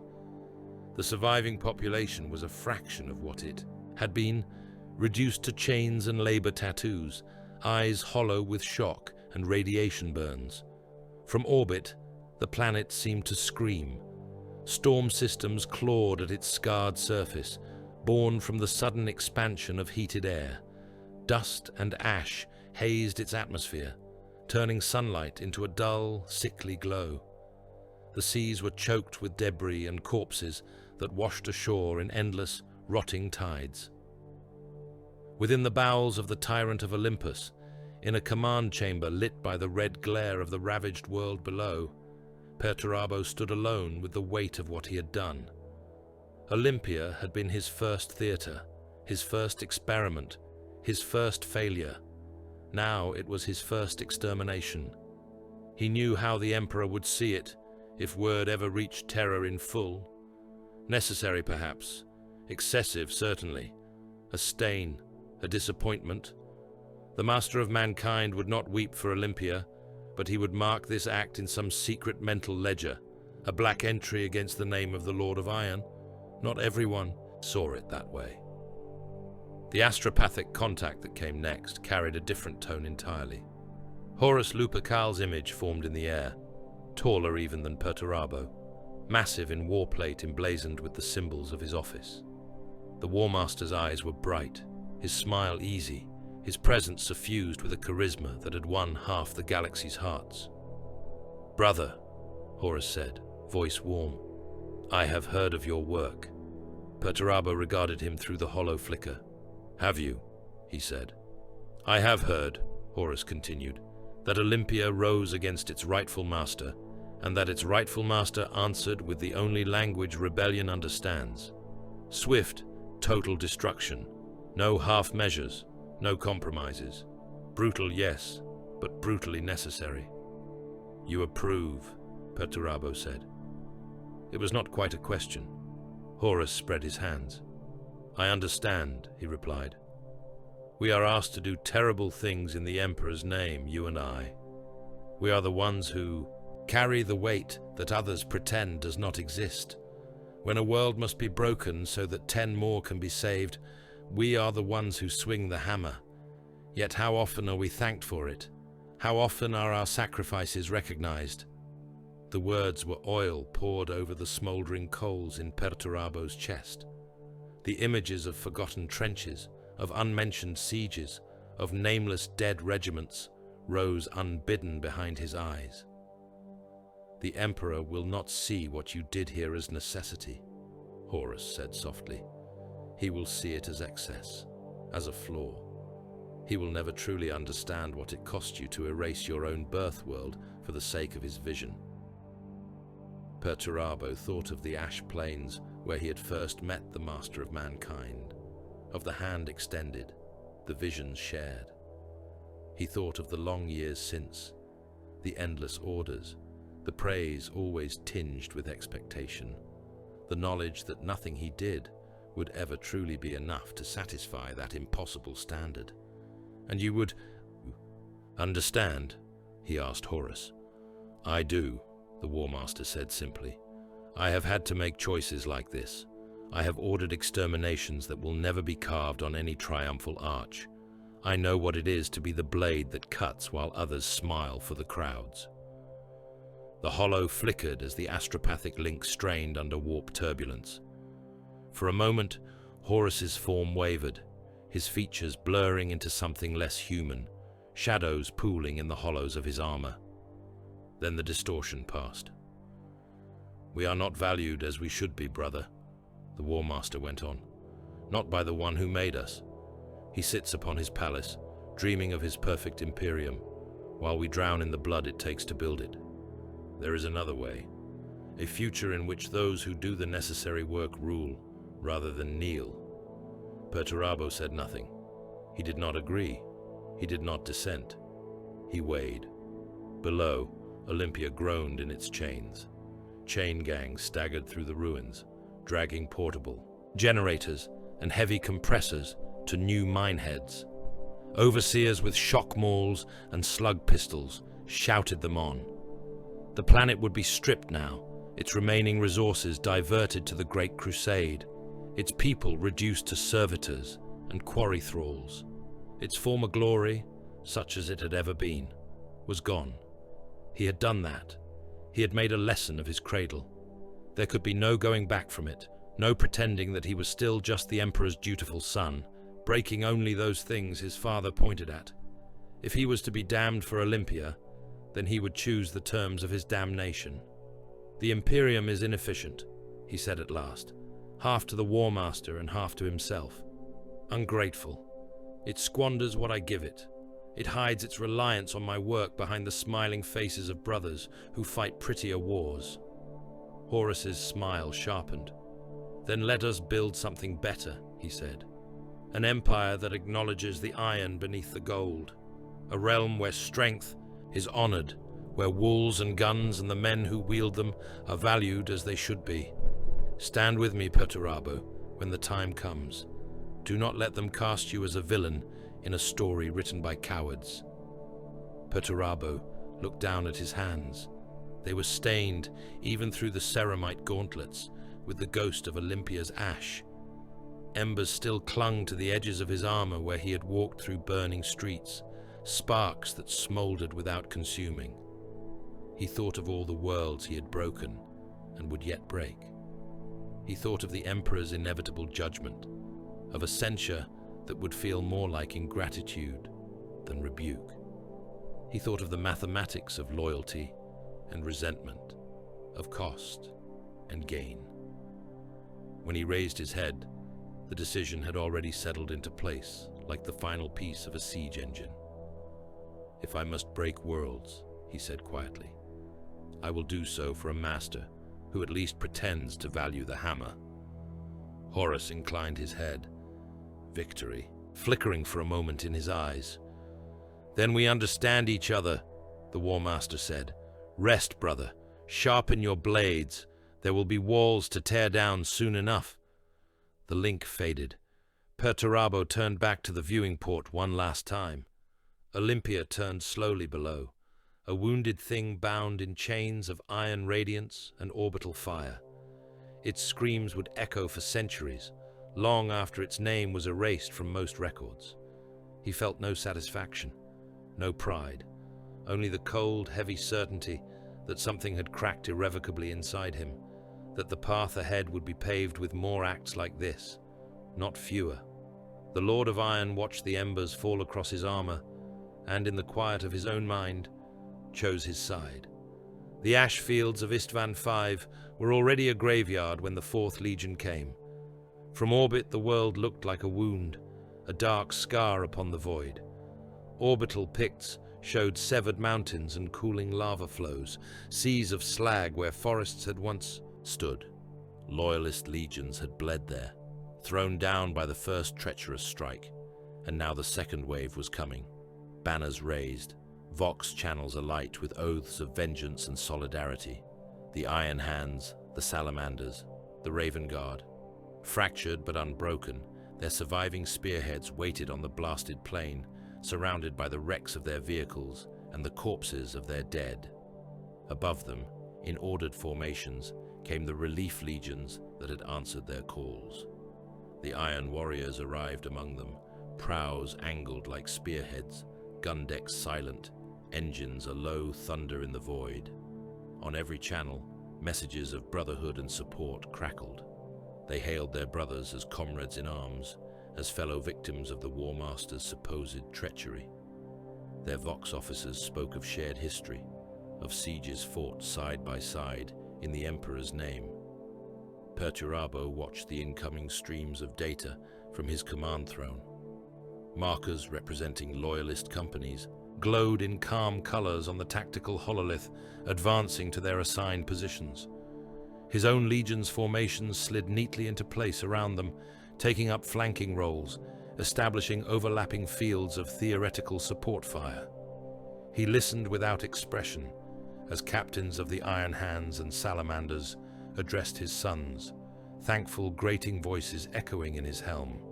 They spoke of how much they had always respected the Fourth's grim reliability, of how honored they were to have them at their side in this dark hour. The Lord of Iron nodded at each speech, his responses clipped and appropriate. He gave no hint of the other Vox channel, open only to his own officers, where the true orders lay. Every squad, every artillery battery, every gunship was assigned not only a field of fire against the supposed enemy, but arcs that would intersect neatly with those of their fellow traitor legions. Kill zones were marked in the dust of Istvan's plains like invisible sigils. Projected paths of loyalist counterattacks were noted, their likely fallback positions analyzed, their retreat corridors threaded through choke points and crossfires. It was a familiar kind of problem. The only difference was that this time the variables were brothers, not strangers. When the signal came, it was a simple code phrase, broadcast across Traitor Vox with the same casual ease as an adjustment order. The Primarchs who heard it had been warned long before. Their sons had been prepared. The Iron Warriors turned their guns. Artillery batteries that had been silent, ostensibly held in reserve, roared to life without warning. Shells screamed overhead and came down in the midst of loyalist formations, detonations drowning out confused Vox calls. Whole squads vanished in gouts of shrapnel and dirt, armor hurled like scrap by the blasts. On the flanks, Iron Warriors' heavy weapon teams pivoted as one, their bolters and heavy guns swiveling away from empty horizons toward the tight ranks of their supposed allies. Triggers were pulled. Armor plate blossomed with impact rosettes as mass reactive shells punched through ceramite backs. Men whose helms had been turned toward the traitors, in trust a heartbeat before, now found their vision filled with muzzle flashes as their brothers tore them apart. From overhead, gunships repainted the world in fire. They swooped low, cannons chattering, rocket pods emptying into clusters of beleaguered loyalists trying to make sense of the betrayal. Vox nets filled with overlapping screams and snarled demands. "What are you doing? Cease fire! Iron Warriors, you are hitting our lines!" Perturabo watched the loyalist symbols on his hololith judder and smear as units broke, scattered, tried to reorient. He had plotted this chaos. Every panicked advance, every instinctive retreat had been anticipated. When the Iron Hands tried to pull back toward a line of debris that offered cover, Iron Warriors' siege tanks were already repositioning, their guns lowering to turn that wreckage into a killing ground. Overhead, the other traitor legions joined the song. Night Lords descended like screaming carrion, jump packs howling, chain blades already spinning. Word-bearers raised their crozier staves high and chanted praises to the dark in voices that drowned out the cries of the dying. The 8th and the 17th and the 4th moved together in murderous harmony. On the ground, amidst it all, the Lord of Iron walked. He strode through dust and blood, the planet shuddering under the impact of heavy ordnance. Around him, his sons advanced in disciplined lines. Bolters held steady. Loyalist Astartes charged their positions and were cut down, shots punching through gorgets, eye lenses, exposed joints. Some reached the Iron Warriors' lines and crashed against them in brief savage melees, chain teeth biting, power weapons crackling. Perturabo killed without slowing. A Raven Guard sergeant lunged at him, blade angling for the vulnerable seals of the Primarch's helm. Perturabo caught the sword in one hand, crushed the weapon until the metal squealed, then drove his own hammer blow into the man's chest. The impact caved armor and bone alike. The loyalist folded, a broken thing collapsing into the churned mud. There was no joy in it, There was no sorrow either. These were pieces in motion, variables resolving. He had long ago learned to see gene-forged warriors as expensive, but ultimately expendable components in larger designs. The fact that these ones bore colors and heraldry he had once respected changed nothing fundamental. The massacre lasted mere hours. It felt longer. By the time the guns began to quiet, the plain was a forest of shattered banners and broken bodies.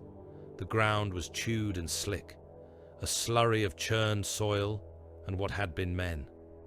Armor fragments glinted dully in the murk. Piles of corpses lay where entire companies had died almost in formation, cut down before they could do more than turn and raise their weapons. Iron warriors moved methodically through this ruin. Any loyalist showing signs of life was dispatched with efficient brutality.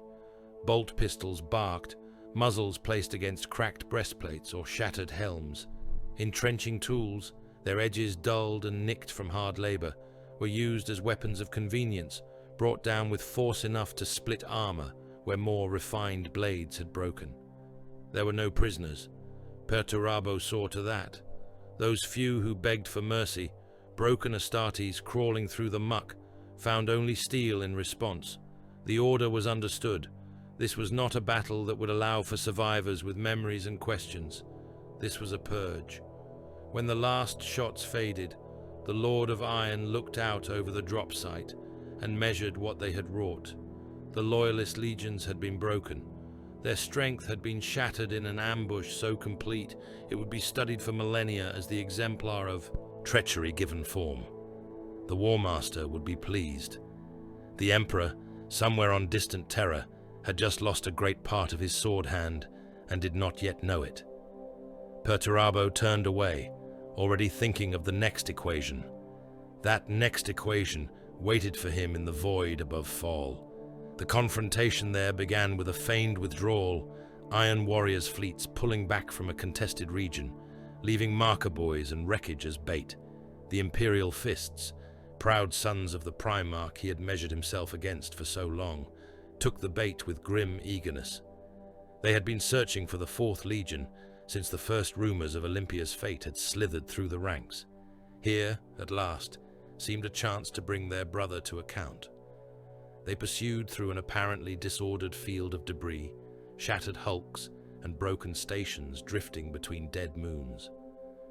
Vox interceptions showed their captains speaking with tight-lipped satisfaction of finally catching the Lord of Iron without the shield of ground fortifications.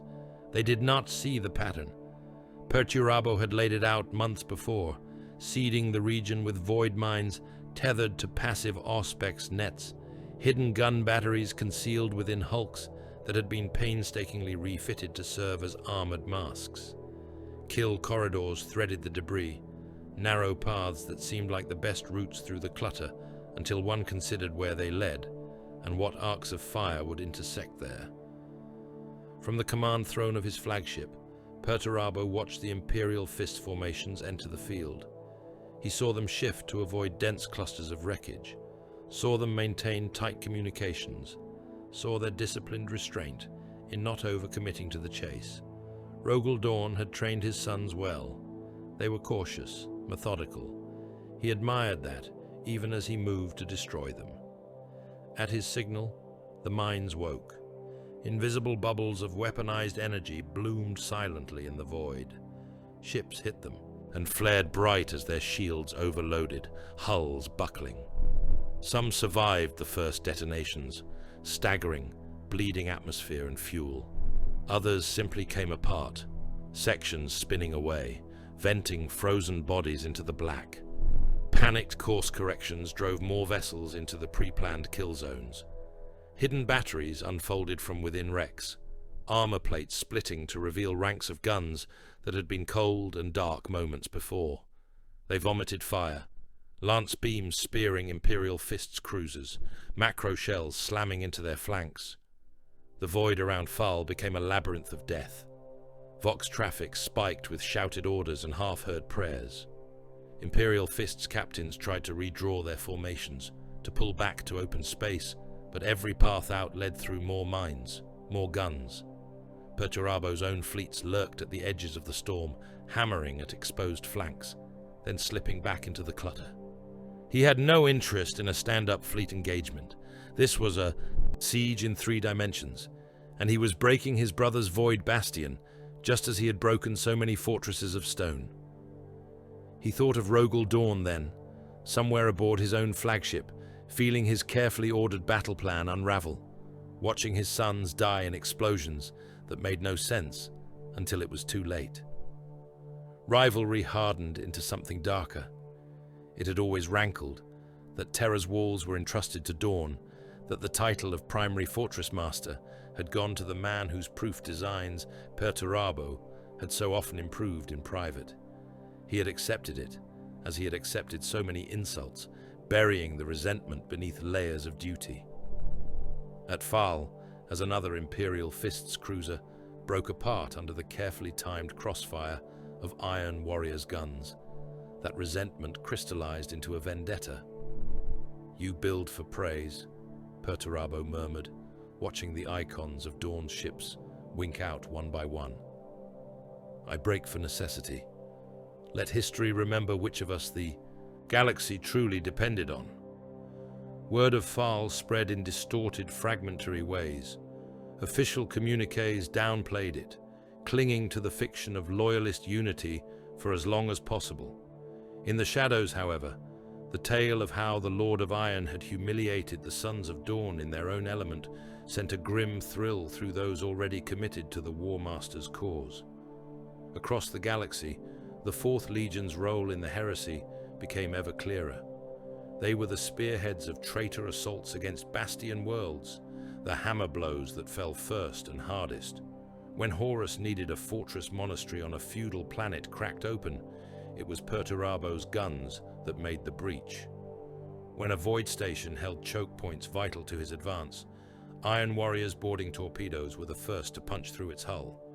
They dragged titanic artillery pieces across continents, great tracked guns and towering siege walkers, engines that shook the ground with each step. Demon-bound, engines began to appear among their number, machines whose metal flesh crawled with warp sigils, whose guns roared with voices that sounded disturbingly like laughter. Perturabo tolerated such additions only when they proved efficient. He had no patience for warp-tainted theatrics that did not translate into effective firepower.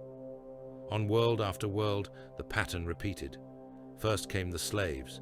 Millions were dragged from the holds of troop carriers, chains clanging, eyes blank with exhaustion and fear. They were driven ahead of the main lines, stumbling through minefields, through chemical slicks, through zones drenched with lingering radiation. Their deaths mapped the hazards, each detonating mine, each triggered trap noted by Iron Warrior's observers. Behind that human tide came the mortal regiments, pressed soldiers, and conscripted garrison troops, their task to soak up the remaining fields of fire, to draw out hidden batteries and disguised bunkers. They died in rows, lasguns, snapping, screams strangled abruptly as heavy rounds punched through flesh. Only when the way had been shown did the Astartes advance, armored boots treading on mounds of dead. To enemy eyes, it seemed like madness, a waste of manpower on a scale that defied comprehension. To Perturabo, it was efficient. Better the cheap flesh be spent than the rare genetic investment of his sons. Stories of the Fourth Legion's methods seeped into the wider war. Loyalists cursed their name. Even some traitor forces muttered uneasily about the Iron Warriors, about how they seemed less and less like men, and more like the engines they marched beside. Within the Legion, something shifted. It was not visible mutation, not at first. Some of his sons did indeed begin to show the marks of the warp's favor, strange growths under their armor, voices that carried odd echoes, eyes that saw too much in the dark.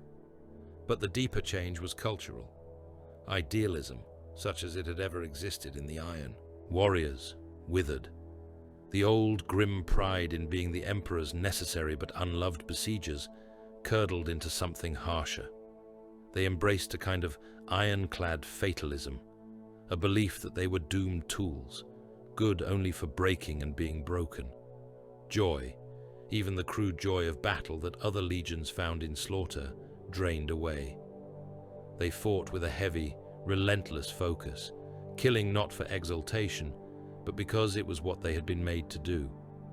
Their obsession with fortification and siegecraft worsened.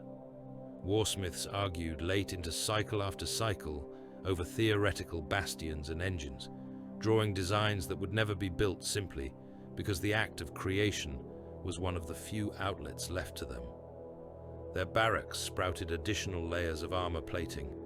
Their temporary camps were built with the care of permanent redoubts. Trench lines and bunkers became almost ritual objects, laid out according to increasingly elaborate doctrines. Perturabo observed this mutation and did not discourage it. He had no patience for the ecstatic excess that gripped some of his fellow traitors. He watched Fulgrim drown in sensation, Angron in bloodwrath, Lorgar in prayer, and he felt only contempt. They had turned from one master to another, and called that freedom. They had traded one set of chains for another, fooling themselves that the warp's favor was anything but a different kind of obligation. He would not bow in that way. If he must bend knee to anything, it would be to cold logic and iron, to walls that did not change their nature when you looked away. The War Master saw in Perturabo something he could use. Among his many brothers turned lieutenants, the Lord of Iron was the one he entrusted with the most delicate tasks that required both subtlety and devastation. Others could raise worlds. Perturabo could raise them on schedule, in such a way that the bones left behind formed the foundations of the next move. So it was that, in the gathering shadow, before the march on Terra, Horus gave him a task that would shape not just the war, but the shape of reality around it. There was, the War Master said, a weapon buried beneath a world of sand and stone, a relic not of the Emperor's making, but of an age long before, a thing tied to the warp in ways that might be turned to their advantage.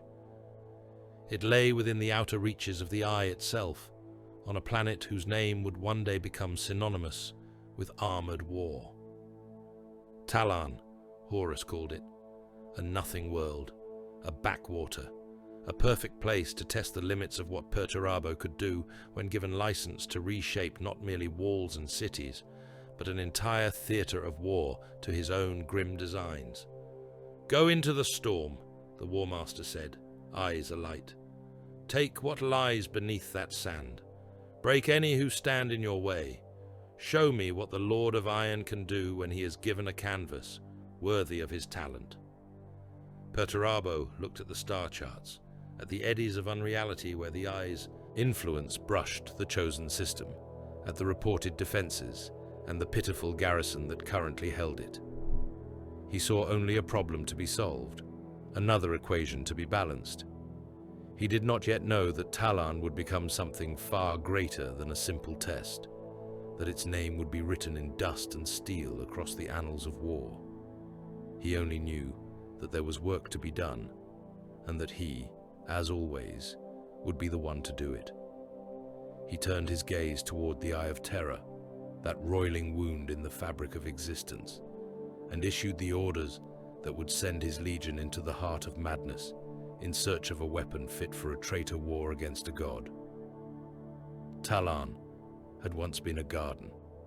From orbit, it had been a soft green world, veined with rivers and patched with golden crop plains. Hives had been low and broad, more like bulwarks against the weather than the towering spires of more desperate worlds. Men there had sweated in fields and storage cathedra rather than trenches, raising grain and grox and oilseed to feed 1,000 hungrier planets. In the records of the Administratum, Talon had been an asset, a supply node. In the equations of the Lord of Iron, it was merely a location, a layer of soil smeared over something that mattered. Beneath the crust, locked in vaults of worked stone and gravitic containment fields, older than the Imperium, pulsed the thing he had come for, the cursus of Alganar, the Black Oculus. It was not a weapon in any sane sense. It was a wound, an artifact, a knot in gravity and unreality that twisted every attempt at simple classification. It sang to augurs as a negative, a hole where readings should be. It warped trajectories around it. In projections rendered by the tyrant of Olympus's most sophisticated cogitators, it appeared as a black pearl drowning in a sea of shifting lines.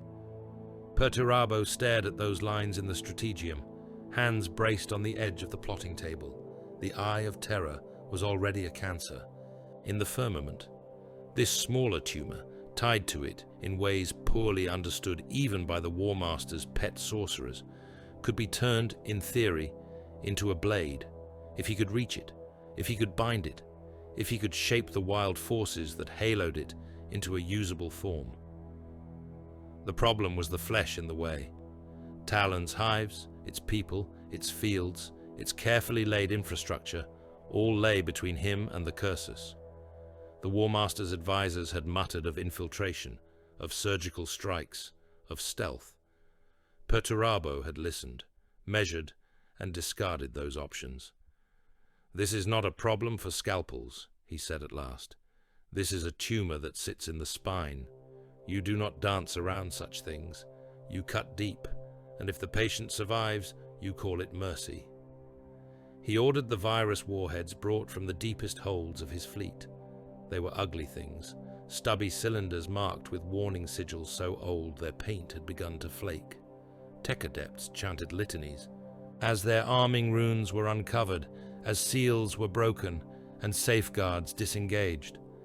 The plagues bound within were not diseases in any natural sense. They were alchemical horrors, tailored to burn through the biochemical defenses of human life, to chew lungs and nerves to slurry, to set off spontaneous cascading organ failure. On some worlds, the very mention of them had been declared heresy. On Talon, they would be the new weather. When the bombardment began, there were no trumpets, no vox screamed warnings from the heavens.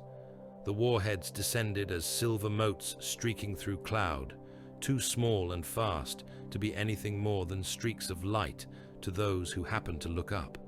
They hit in oceans and deserts, in city centers and lonely farmsteads. They punched through roofs and bedrock and burst with quiet, almost apologetic puffs.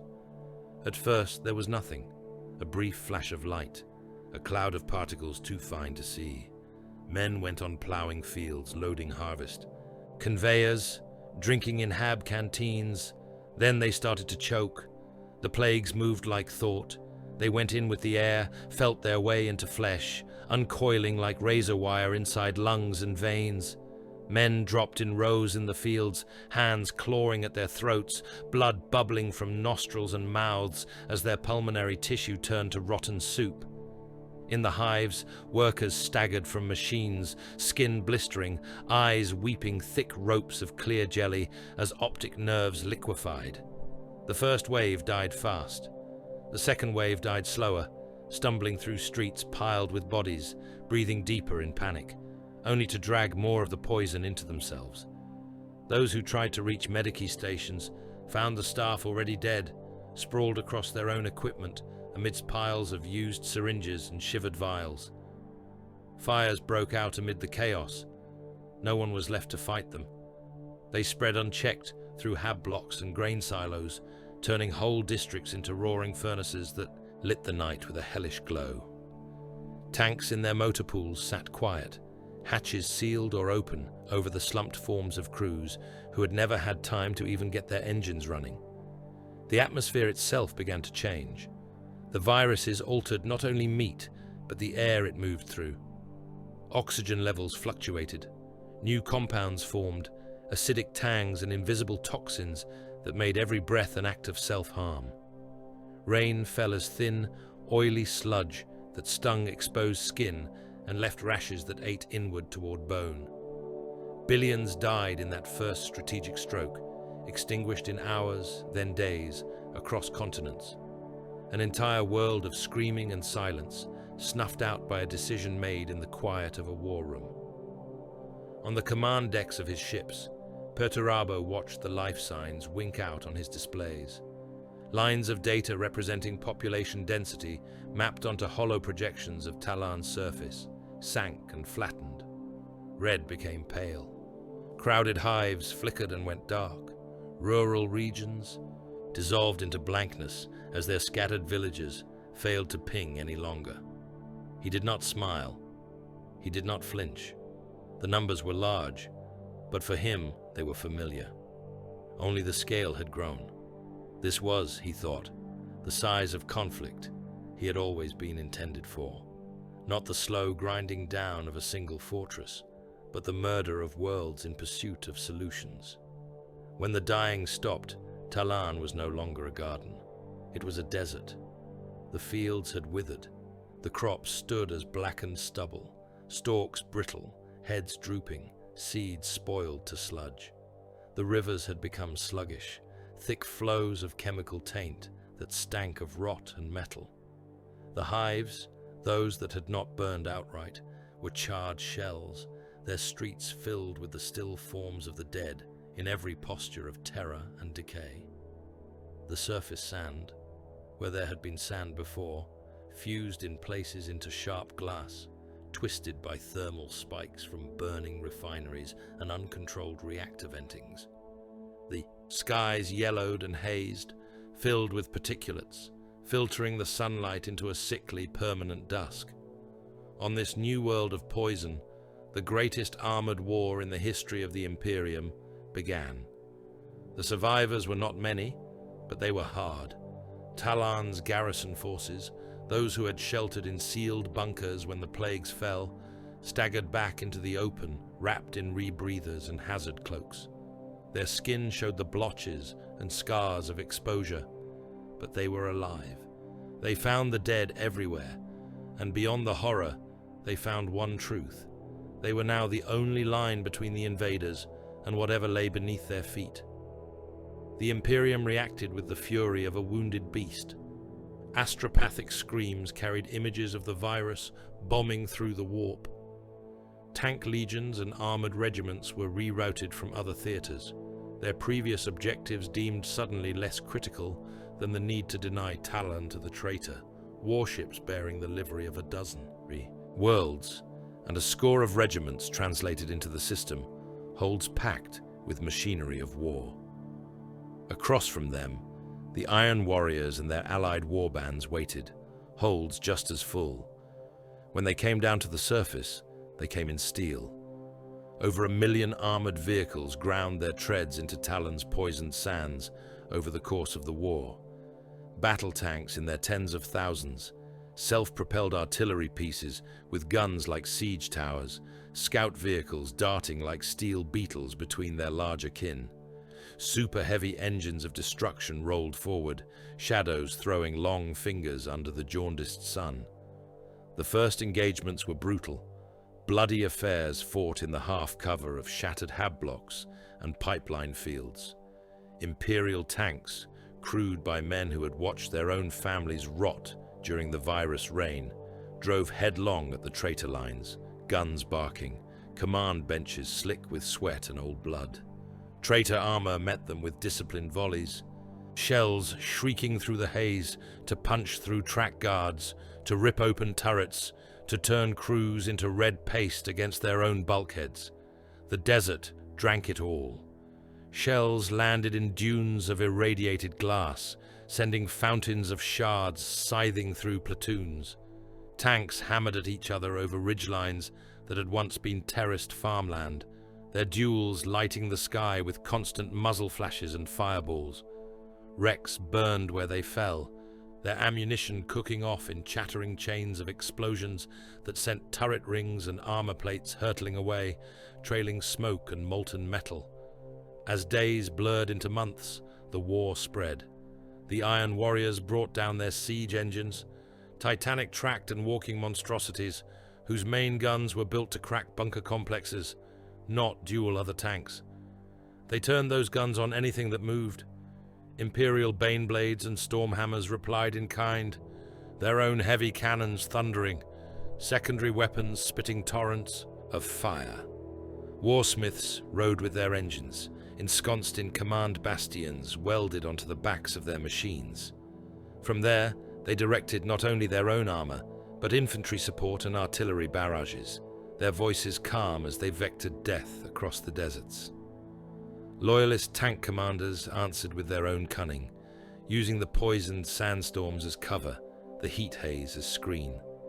In that endless shattering of metal, battles became duels of wits as much as of firepower. One Iron Warrior's warsmith, his name lost to all but the most obscure records, drove his column into a canyon cut by ancient water flows. He had calculated that the overhanging walls and twisted path would protect his tanks from orbital observation.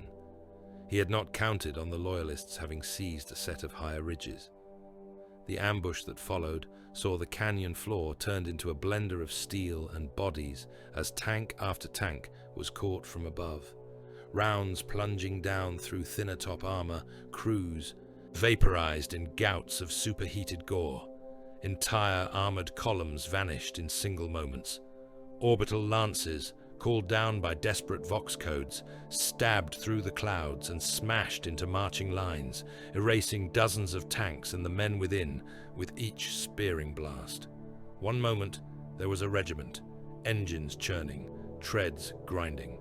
The next, there was only a crater of bubbling glass and a mist of molten metal cooling into black rain. Sandstorms, born of the new, unstable climate, rose without warning. They howled across the war zones, walls of dust and bone fragments and chemical grit that stripped paint from armor and scoured exposed flesh from bone. Auspex arrays were blinded. Vox signals choked. Tanks advanced blind, sensor masts crackling with static, crews navigating by dead reckoning, and the flicker of occasional lightning across the storm fronts. Under it all, unseen but never unfelt, the black oculus pulsed. The ground shuddered with its influence. Gravity misbehaved in pockets, turning gentle slopes into traps where tanks tipped end over end, crushed beneath their own weight. Shell trajectories curved in unseen hands, rounds flying high or low without any apparent change in aim. Men found their blood running the wrong way within their veins for heart-stopping instants, their vision tunneling, their balance leaving them. Above, the war in orbit matched the savagery below. Traitor and loyalist fleets clawed at each other with broadsides that lit the Talon system brighter than its sun. Macro shells the size of hab blocks tore into void ship hulls, ripping out decks and spilling entire companies into space in clouds of frozen bodies and condensed atmosphere. Lance beams speared through prow and stern alike, bisecting vessels that had served for centuries. Some ships died clean, or as close to clean as Void War ever allowed, their reactors going cold, their hulks turning into new additions to the growing ring of debris around the planet. Others died loud. Reactors went critical in blinding glares of light, shattering nearby vessels with the force of their deaths. A few, struck at just the wrong moment, were sent plunging down into Talon's atmosphere, their burning corpses becoming meteors that slammed into the surface with the force of orbital barrages. Whole regiments died beneath those falling giants, the wrecks erasing trenches, armored parks, and command posts with indifferent finality. The death toll crawled upward into measures that lost all meaning. Talon's original population had been measured in the low billions. By the time virus and war had done their work, only a scattering of those remained, hardened survivors living in sealed redoubts, fighting both the enemy and their own air. On top of that, the forces poured into the conflict dwarfed that initial number. Billions of men from across the Imperium, mortal and augmented, were fed into Talon's hungry sands over the long years of the campaign.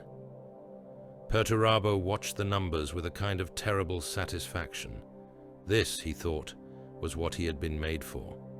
Not the petty crushing of some backwater fortress, but the orchestration of war on a scale that brushed against the theoretical limits of logistics and will.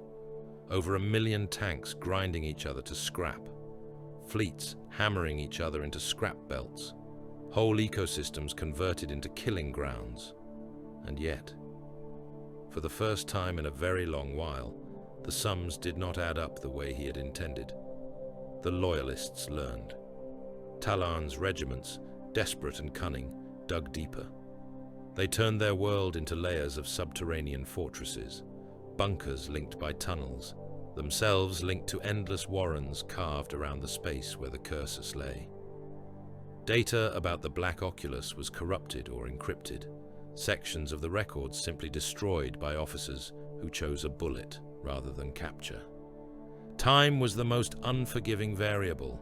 Every cycle spent, grinding tanks into sand and men into meat, was a cycle in which other theaters shifted. The War Master's attention, never infinite, had to be shared. He wanted Talon, certainly, but he also wanted terror, and the path to terror demanded resources Perturabo was chewing up here, beneath a poisoned sky. Under orders to break the back of resistance, the Lord of Iron drove his legion to extremity. He sent engines into the storms, until their crew compartments were choked with dust and bone grit, until the men inside coughed up grey mud and went blind from constant abrasion. He ordered deep penetrations into the tunnel systems around the cursus, sending Astartes squads and chained work gangs into the bowels of the world to blast and dig their way toward the pulsing anomaly. They found evidence of loyalist sabotage everywhere: collapsed shafts, collapsed galleries, vault doors slagged shut by demolition charges, data vaults burned out, cogitators melted. In places, tunnel sections had been deliberately flooded with industrial wastes and cursed promethium, turning potential routes into seething rivers of slow, hungry fire. Be sure to subscribe. You know you want to. If you don't, you'll be sent into the void and nobody will find you for the rest of your life. So go, be sure to subscribe. Remember, subscribe. To reach the Black Oculus would require not simply clearing the enemy, but rebuilding the access routes from scratch under constant fire. The cost would be measured in years, not months, and in countless more lives on both sides. Even Perturabo had limits. He stood once more in his strategium, Talon rotating slowly before him like a wounded beast on a spit. The overlays of troop movements, supply lines, kill zones, and projected casualties flickered in colors that had once fascinated him. Now they grated. Every new solution created more problems. Every flanking maneuver that promised advantage was blunted by some loyalist adjustment. The equation no longer resolved. There was no elegant final line, no clean victory curve, only a thickening mire of loss. He tasted ash. For a moment, a very brief moment, he hated the problem. In that moment, his hatred broadened. It touched not just Talon, but the War Master's grand plan, the Emperor's original design, the Warp's whispering temptations. All of it, all of them, had brought him here, to a poisoned desert, where the thing he had been sent to seize lay buried beneath an ocean of stubborn, pointless resistance. When the order to withdraw came, it did not surprise him. If anything, the timing offended his sense of completeness. They were leaving without a solution. That was untidy. He did not argue. He did not rage. He simply changed the variables.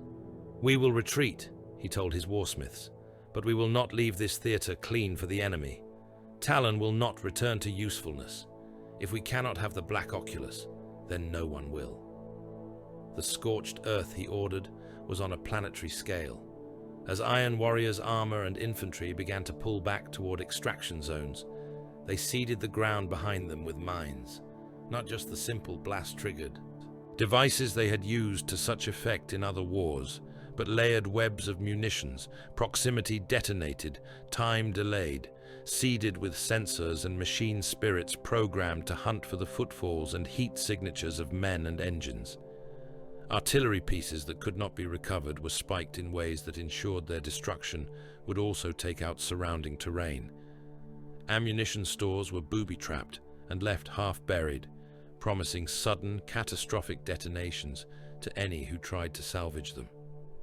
Chemical caches were rigged to rupture under stress, releasing clouds of toxins that would seep into new regions when disturbed. Orbital strikes walked across abandoned positions, turning former Iron Warriors' fortresses into fields of rubble and fused glass. They targeted bridges and passes, making movement across the deserts even more treacherous. They deliberately collapsed sections of the tunnel complexes around the cursors, burying access routes deeper under strata of stone and slag. By the time the last traitor ship broke orbit, Talon was not merely a dead world. It was a self-sustaining killing ground. Rusting hulks lay half-buried in dunes that hummed faintly with residual radiation. Skeletons, bleached and cracked, jutted from the sand in frozen tableau of panic and agony. Tank carcasses, their turrets blown off, lay in tangled heaps around gutted hab blocks. Trench lines were fossilized, their sandbag parapets eroded, their dugouts collapsed, still holding the compacted remains of the men who had died in them. Here and there, pockets of Imperial resistance had survived, bitter men who would become desert raiders, ghosts in rebreather masks who made the poisoned dunes their hunting ground. They moved through the maze Perturabo had left, navigating by memory and madness, dodging traps and mines by instinct. Above it all, the black oculus pulsed on, untouched, hidden under layers of rock and war. On his flagship, the Lord of Iron watched Talon dwindle in the viewing port. It shrank from a scarred sphere to a marble to a dull star, then to a data point on a chart. He had not conquered it. He had not claimed the weapon he had been sent to retrieve. For a man who measured himself by results, that failure burned like acid. But he had left his mark. Talon would rot for millennia. It would become a byword among the Imperium for attritional horror, for armored warfare raised to absurdity. Its sands would remain seeded with blades and poison long after his own name had faded into curse and legend. It was, he thought, a sufficient monument to his rage. He turned away from the port and toward the next task. Beyond the Strategium's armored walls, beyond the void, the throne world awaited. Terra, with its layered defenses, its mountain-spanning palace, its brother who had been given the honor of guarding it. The ultimate siege, the ultimate equation. Talon had been a distraction, an experiment, a bloody prelude. Whatever lay beneath its sands would remain buried for now. There was a better prize ahead, and the Lord of Iron would not allow the stench of a failed design to cling to him when he came to break the greatest fortress humanity had ever built. Ulanor was a corpse of empires when the traitor armada gathered above it. Once, the greenskin hordes had made it their throne world, and the Great Crusade had broken them there in a festival of banners and proclamations. Now, only the scars remained. Shattered orbital plates tumbling in decaying paths, cinder moons pitted with old bombardments, the planet below a scabbed wasteland. Around that scar, warships came like vultures. They translated into the system in waves, reality buckling and howling around their emergence. Cruisers and battleships bearing the Eye of Horus on their flanks. Twisted vessels that had not been built so much as grown. Hulls slick with shifting brass and blackened bone. Mass conveyors swollen with infantry and armor. Demon-infested hulks that moved with the clumsy, obscene grace of corpses puppeted from within. Fortress moons drifted in the dark, their surfaces bristling with macro batteries, torpedo tubes, and lance arrays. They were relics from old wars, seized and repurposed, now knitted into the loose, inhuman geometry of Horus Lupercal's battle plan. Vox nets choked on ciphers and oath exchanges. The warp seethed close to the veil, drawn by so much hate concentrated in one place. In the heart of this, aboard the Tyrant of Olympus, Perturabo stood in his strategium and turned Ulanor into a staging diagram. He watched the positions of the traitor fleets as colored motes on the hololith, each one a ship heavy with men and guns and engines. He noted the gaps, the overlaps, the lines of fire that would intersect in the void around Terra. He listened with half an ear to the back and forth between his brothers on secured channels. Angron snarled for immediate translation, for blood and close work, his words thick with the pulse of implanted rage and nails driven into his mind. Fulgrim's voice was silk wrapped around madness, speaking of aesthetics and the beauty of a perfect assault. Mortarion muttered of attrition and inevitability. Lorgar laced his contributions with scrap scripture, praising the dark gods for what was to come. Perturabo filtered it all out as noise. He spoke only when asked for concrete answers. How long to establish siege platforms? Horus's voice cut across the strategium, carried by etheric means more than vox, heavy with command. Given current disposition of assets, Perturabo answered, we can translate into the Sol system on a wide front, collapse to encirclement within the span of a day by Terra's measure, and emplace primary siege stations within 3 days after that.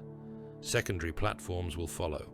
If the War Master wishes the walls brought down instead of merely battered, we will need time. Take what you need, Horus said. When we arrive, the heavens around the throne world must scream our presence. They translated as one, or as close to one, as the vagaries of the warp allowed. The Sol system convulsed as the traitor armada erupted into it. The outer reaches flared first, distant Auspex buoys winking out as ships of the rebel fleet arrived in glittering storms. Closer to the sun, their shadows fell upon the orbits of Mars and Terra. Void shields flickered on ancient stations as their machine spirits shrieked warning. The inner defenses that Rogel Dawn had spent precious time raising around the throne world lit like a beacon. Then the traitors were upon them. Warships slid into positions like blades finding the gaps in armor. Mass transports lumbered into stable orbits, their hulls already cycling to launch waves of dropships, gunships, and atmospheric assault carriers. The demon hulks drifted nearer, drawn to the psychic furnace that burned on the throne world, their hulls weeping, unlight, their weapons bleeding fire that was as much emotion as energy. Fortress moons that had brooded at Ulanor now took station at calculated points around Terra, their guns swiveling to bring the planet within concentric rings of death. In some of them, bound warp entities stirred, tasting the rich, terrified souls below like a feast not yet served. Perturabo took command of the siege works as naturally as breathing. He had studied Dawn's defenses for years in the abstract, fed scraps of data by spies and warp-touched seers. Now he saw them in full, layered rings of orbital plates, station bastions anchored above kill zones, fleets of loyalist ships crawling like silver lice around the planet's gravity well. On the ground, the Imperial Palace sprawled across the Himalasian Massif in a continent of stone, its curtain walls and bastions newly raised and thick with guns. Beyond it, the rest of Terra writhed with hives and manufactoria, tank parks and void-shielded districts. The Lord of Iron turned all of it into an equation. Where other Primarchs saw a prize, he saw contours. Where they saw the Emperor's seat, he saw lines of fire, reinforcement vectors, resupply arcs.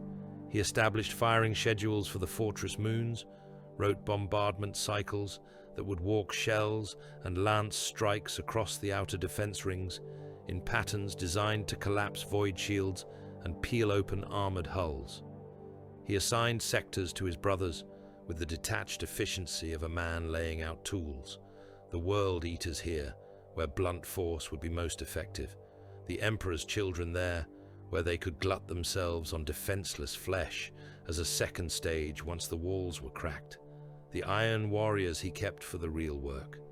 They were the spearhead assigned to the Lion's Gate spaceport and the bastions called the Gorgon Bar, choke points through which the War Master needed to drive his forces if he wished to disgorge his armies directly into the beating heart of Terra's defenses. Perturabo studied the topographical projections of those regions, the layering of trenches and fortifications laid down by Dawn, and felt a bitter, cold admiration. The Imperial Fist's Primarch had done well with the time and materials available. He had built the closest thing to a perfect fortress that could be made in the teeth of a galaxy-wide war. Good. It would not do to break anything less. When the bombardment began in earnest, the Sol system became a furnace. Macro cannons on fortress moons and battleships opened up in coordinated salvos, disgorging shells that screamed through the void and hammered into orbital plates. Lance batteries flicked shards of coherent energy that speared whole stations through their cores, venting crew and atmosphere in glittering jets. Loyalist ships replied in kind, their own guns sending traitor vessels gyre spinning away in clouds of fire and broken metal. Above Terra, it looked as if the sky had cracked and was raining burning steel. On the ground, void shields strained under the storm. Energy barriers shimmered visible for moments at a time as they absorbed impacts, then winked back to invisibility.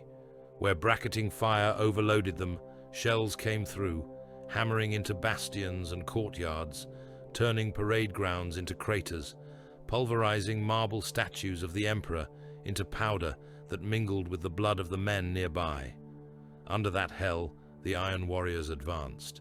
They came at the Lion's Gate behind walking mountains of armor, engines that dwarfed even the great battle tanks of other legions. Super heavy siege tanks with multiple turrets, each one a small fortress. Mobile macro batteries that moved on tracks as tall as hab blocks. Demon engines that clanged and howled, their metal hides slick with warped flesh. Maws and cannons vomiting streams of screaming molten metal that ate through ferrocrete as if it were wax. The air before them was a blizzard of tracer, fire and shrapnel. Terra's defenders poured Larsen's solid shot and plasma bolts into the approaching tide. Whole ranks of mortal troops disintegrated under sustained fire, their bodies torn apart, limbs flung high to hang from broken rebar, blood turning the dust into cloying mud. Tanks went up in towers of flame as accurate hits found their magazines, turrets torn free to spin through the air like thrown toys. Behind the engines marched hives worth of conscripted men, pressed from conquered systems, collars around their necks linked to overseers' control slates. They were hurled into the jaws of the Imperial batteries, wave upon wave, each one buying only a handful of paces before being cut down. Their bodies piled in ditches and against the scarred fronts of bastions, choked trenches and tank traps, creating, in death, new layers of cover. Iron Warriors followed in their wake, stepping over corpses, using heaps of the dead as firing steps, as braces for their guns. Bolters thudded, each round a little explosive sun at close range. Loyalist Astartes counterattacked again and again, leaping from trench lines and sally ports to crash into the advancing traitors. Chainswords met chain axes, power blades hacked through limbs and torsos, blood spraying in arcs that painted armor in sticky layers. Trillions of rounds were fired over the course of that siege, blunt numbers that even the Adeptus Administratum would never fully reconcile. To those on the ground, it felt like the sound of the world ending, unending thunder that shook bones in their sockets and ground teeth into powder. Perturabo orchestrated it all from the siege command, a hive of command decks and auger stations suspended between the void and atmosphere. He matched wits with dawn across continents. Counter-battery duels became wars within the war. The Imperial fists and their auxilia hid their artillery in cunningly constructed bunkers, their barrels popping up through disguised apertures to fire and then vanish. Perturabo's Auspex crews strained to pin down their positions, triangulating from muzzle flash ghosts and sonic signatures. When they found them, Iron Warriors' guns answered with storm after storm of shells, burying whole regiments under mountain ranges of displaced earth. Each adjustment killed millions. A slight shift in shell fall here, a minor correction in firing pattern there, and a different trench of trenches or hab stacks were erased. Perturabo and Dawn walked those patterns like blind men, tracing each other's paths by the feel of the floor. The Lord of Iron learned to recognize his brother's hand in sudden reinforcement lines and unexpected counter-barrages. Dawn, in turn, came to know Perturabo's preference for layered fields of overlapping fire and feigned weaknesses turned into killing grounds. Beneath the palace, the war went unseen. Sappers and tunnelers from both sides dug, blasted, and clawed their way through the bedrock, fighting. Blind. Murder at arm's length in lightless caverns. Whole companies vanished when enemy teams collapsed tunnels above them, burying them alive in tons of rubble. Others died choking as promethium poured into their workings and was ignited, turning shafts into vertical crematoria. Some reached their objectives, planting charges under walls or countermining enemy galleries, only to die in the same blasts that brought down the fortifications above. The Horus heresy raged around Terra in a dozen smaller theaters as well, battles on Luna, fights over Martian forges, raids in the asteroid belts. But the siege became the heart of it, the place to which all eyes turned, where every victory and every failure sent ripples through the fabric of the war. As the days lengthened into weeks and months, Perturabo's disgust grew. He had expected brutality. He had expected slaughter. He had expected the warp to bleed into the edges of reality, to color things that had once been clear.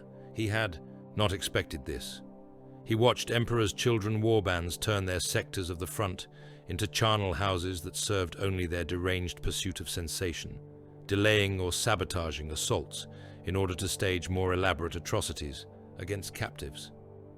He ground his teeth as World Eaters' companies charged without orders, hurling themselves at Terra's walls in frothing, mindless rage, dying in heaps that served no purpose but to slake the nails in their brains. He saw warp-tainted abominations shamble and soar among his carefully drilled warriors, demons coalescing in the ruins of hab blocks, their forms an insult to geometry. Titans that had once been proud god machines staggered now under the weight of possessed machine spirits, their steps leaving ichor in their wake as often as oil. This was meant to have been a contest of legions, he thought. Iron against stone, will against will.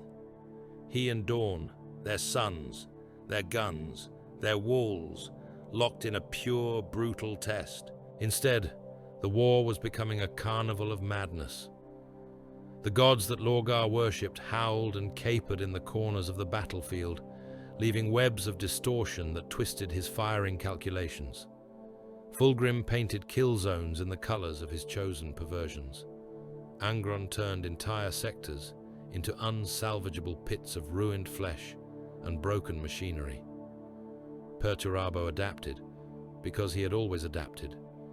He patched their chaos into his plans, worked around the spinning, irrational centers of their excess. But it offended him in a way few things ever had. They were cheapening the war, turning his greatest work into a grotesque performance piece. Despite his efforts, the fractures began to show. Saturnine was one such fracture. In that sector, Dawn's counterattack punched through a section of the traitor lines that had not yet fully ossified into the killing fields Perturabo liked. Loyalist forces, led by demigods in their own right, surged out, exploiting a confluence of overextension and hubris among the traitor commanders. They carved a wound into the siege ring that took precious time and vast effort to seal. Elsewhere, Loyalist breakthroughs jittered across his maps. Here, a gate held longer than projections had suggested, allowing a counter-thrust by solar auxilia and imperial fists that wrecked carefully emplaced artillery. There, a Titan maniple he had counted on for a particular assault had already gone mad, its god machines lurching away, howling liturgies to new patrons. Parts of his meticulously arranged equation were being rewritten by variables he could not control. Miracles, perhaps. Warp intervention. Human stubbornness. And then, the center of the war shifted in a way no calculation could predict. On a day whose precise designation would be argued about by historians and fanatics for ages to come, the Emperor left his palace. He boarded the War Master's flagship, the vengeful spirit, translated by means no simple teleportarium could have provided. Perturabo felt it as a tremor in the fabric of the siege, a sudden hollowness at the core of the planetary equation. Reports filtered in of the Emperor vanishing from the Golden Throne, of his companions moving like steel shadows around an absence. Then came the psychic scream. It tore through the warp and into the minds of the sensitive like a shard of white-hot metal. Astropaths clawed at their own eyes and died, skulls cracking under the strain. Librarians staggered and fell, blood pouring from ears and nostrils. Even some Primarchs paused, eyes unfocusing, as something shuddered at a level deeper than thought. Horus was dying. Horus was dead. Horus, the War Master, lay broken at the hands of the father he had turned against. The exact images differed from mind to mind, filtered through fear and faith, but the conclusion was the same. The keystone of the traitor arch had shattered. Perturabo did not waste time seeking confirmation. He read it in the way the traitor lines began to fray, in the sudden flurries of conflicting orders on shared vox bands, in the way the demon engines howled and reeled as the patronage that had emboldened them shifted in some unknowable fashion. He did what he always did. He adjusted. "Signal to all Iron Warriors formations," he said, command voice cutting through the chaos on his Legion net. "Phase shift. We move to extraction." Some companies did not hear him, already drowned in the noise, or already too committed to withdraw. Others heard and obeyed with the reflexive obedience of men who had long ago traded individual will for survival as a unit.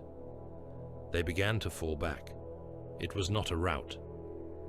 Perturabo refused to allow that word in his calculations. It was a controlled collapse of a siege line that had been pressured beyond design tolerance. Rearguard units detonated pre-laid charges, bringing down hab stacks and bastions to create obstructions behind them. Fields of mines, carefully mapped, were turned against pursuers.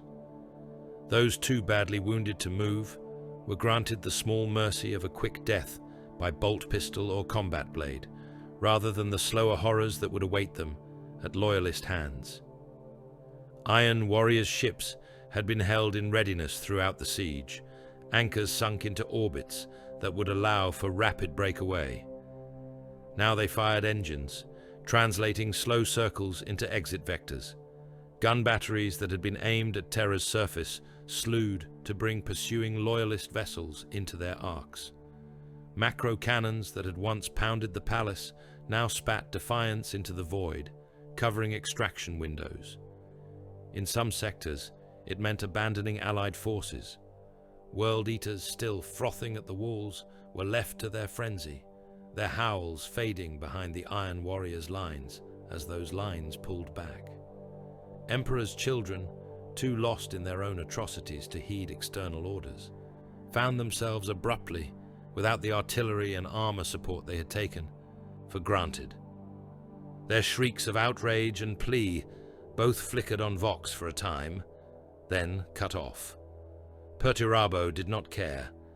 They had been liabilities from the outset. The 4th Legion departed the Sol system bloodied, armor blackened and scarred, troop complements reduced by a fraction that would have crippled any lesser force. But compared to the shattered remnants of some of their brother legions, they were intact. Hurt, not maimed. Bent, not broken. They dragged chains of captured vessels with them, prizes taken in the void battles that had bookended the siege. They crammed their holds with stolen technology, Mechanicum relics snatched from Martian forges, arcane devices stripped from overrun Terran installations. They filled cargo decks with slaves, tech adepts with their tongues cut out, scribes whose memories would be plundered for data, laborers who would feed the forges of Medrengard until their bodies gave out and were repurposed as reinforcement for new fortifications. As the traitor armada scattered, some breaking for the Eye of Terror, some for distant havens, the tyrant of Olympus swung its prow away from the pale, wounded light of Sol. Perturabo looked one last time at Terra, small now in the viewing port, ringed with debris and burning hulks. The palace still stood, though its walls were pitted and shattered in places, its towers blackened. Somewhere within those defenses, Rogel Dawn breathed, exhausted but unbroken. Somewhere within, the Emperor lay in whatever state his duel with Horus had left him. The Lord of Iron felt no remorse for not having been the one to break that fortress. The opportunity had been stolen from him by gods and idiots. He felt instead a deep, unhealed hatred, not only for Dawn and the Emperor, but for the entire edifice that had brought him to this point, and then denied him even the purity of seeing the contest through on proper terms. He turned from the port, from the shrinking throne world, and walked back toward his strategium. The long war stretched ahead, unmeasured, a line of conflict that would thread through millennia. Perturabo would not be its loudest monster, nor its most flamboyant. He would be its quiet, grinding engine, its breaker of defenses, its maker of walls and guns in the dark places beyond the Emperor's light. The Fourth Legion followed him into the warp, leaving behind a soul system that would never forget their handiwork, and carrying with them a bitterness that no victory would ever truly salve. The Eye of Terror received them like a wound, swallowing shrapnel. Reality thinned and tore as the Fourth Legion drove its battered fleet into the storm.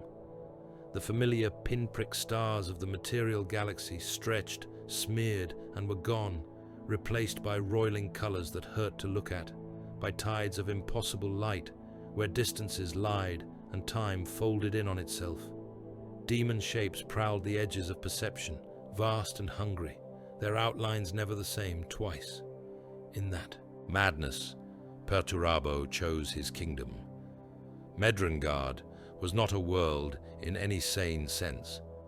It was a knot of rage in the warp, a ball of iron and stone racked by constant tempest.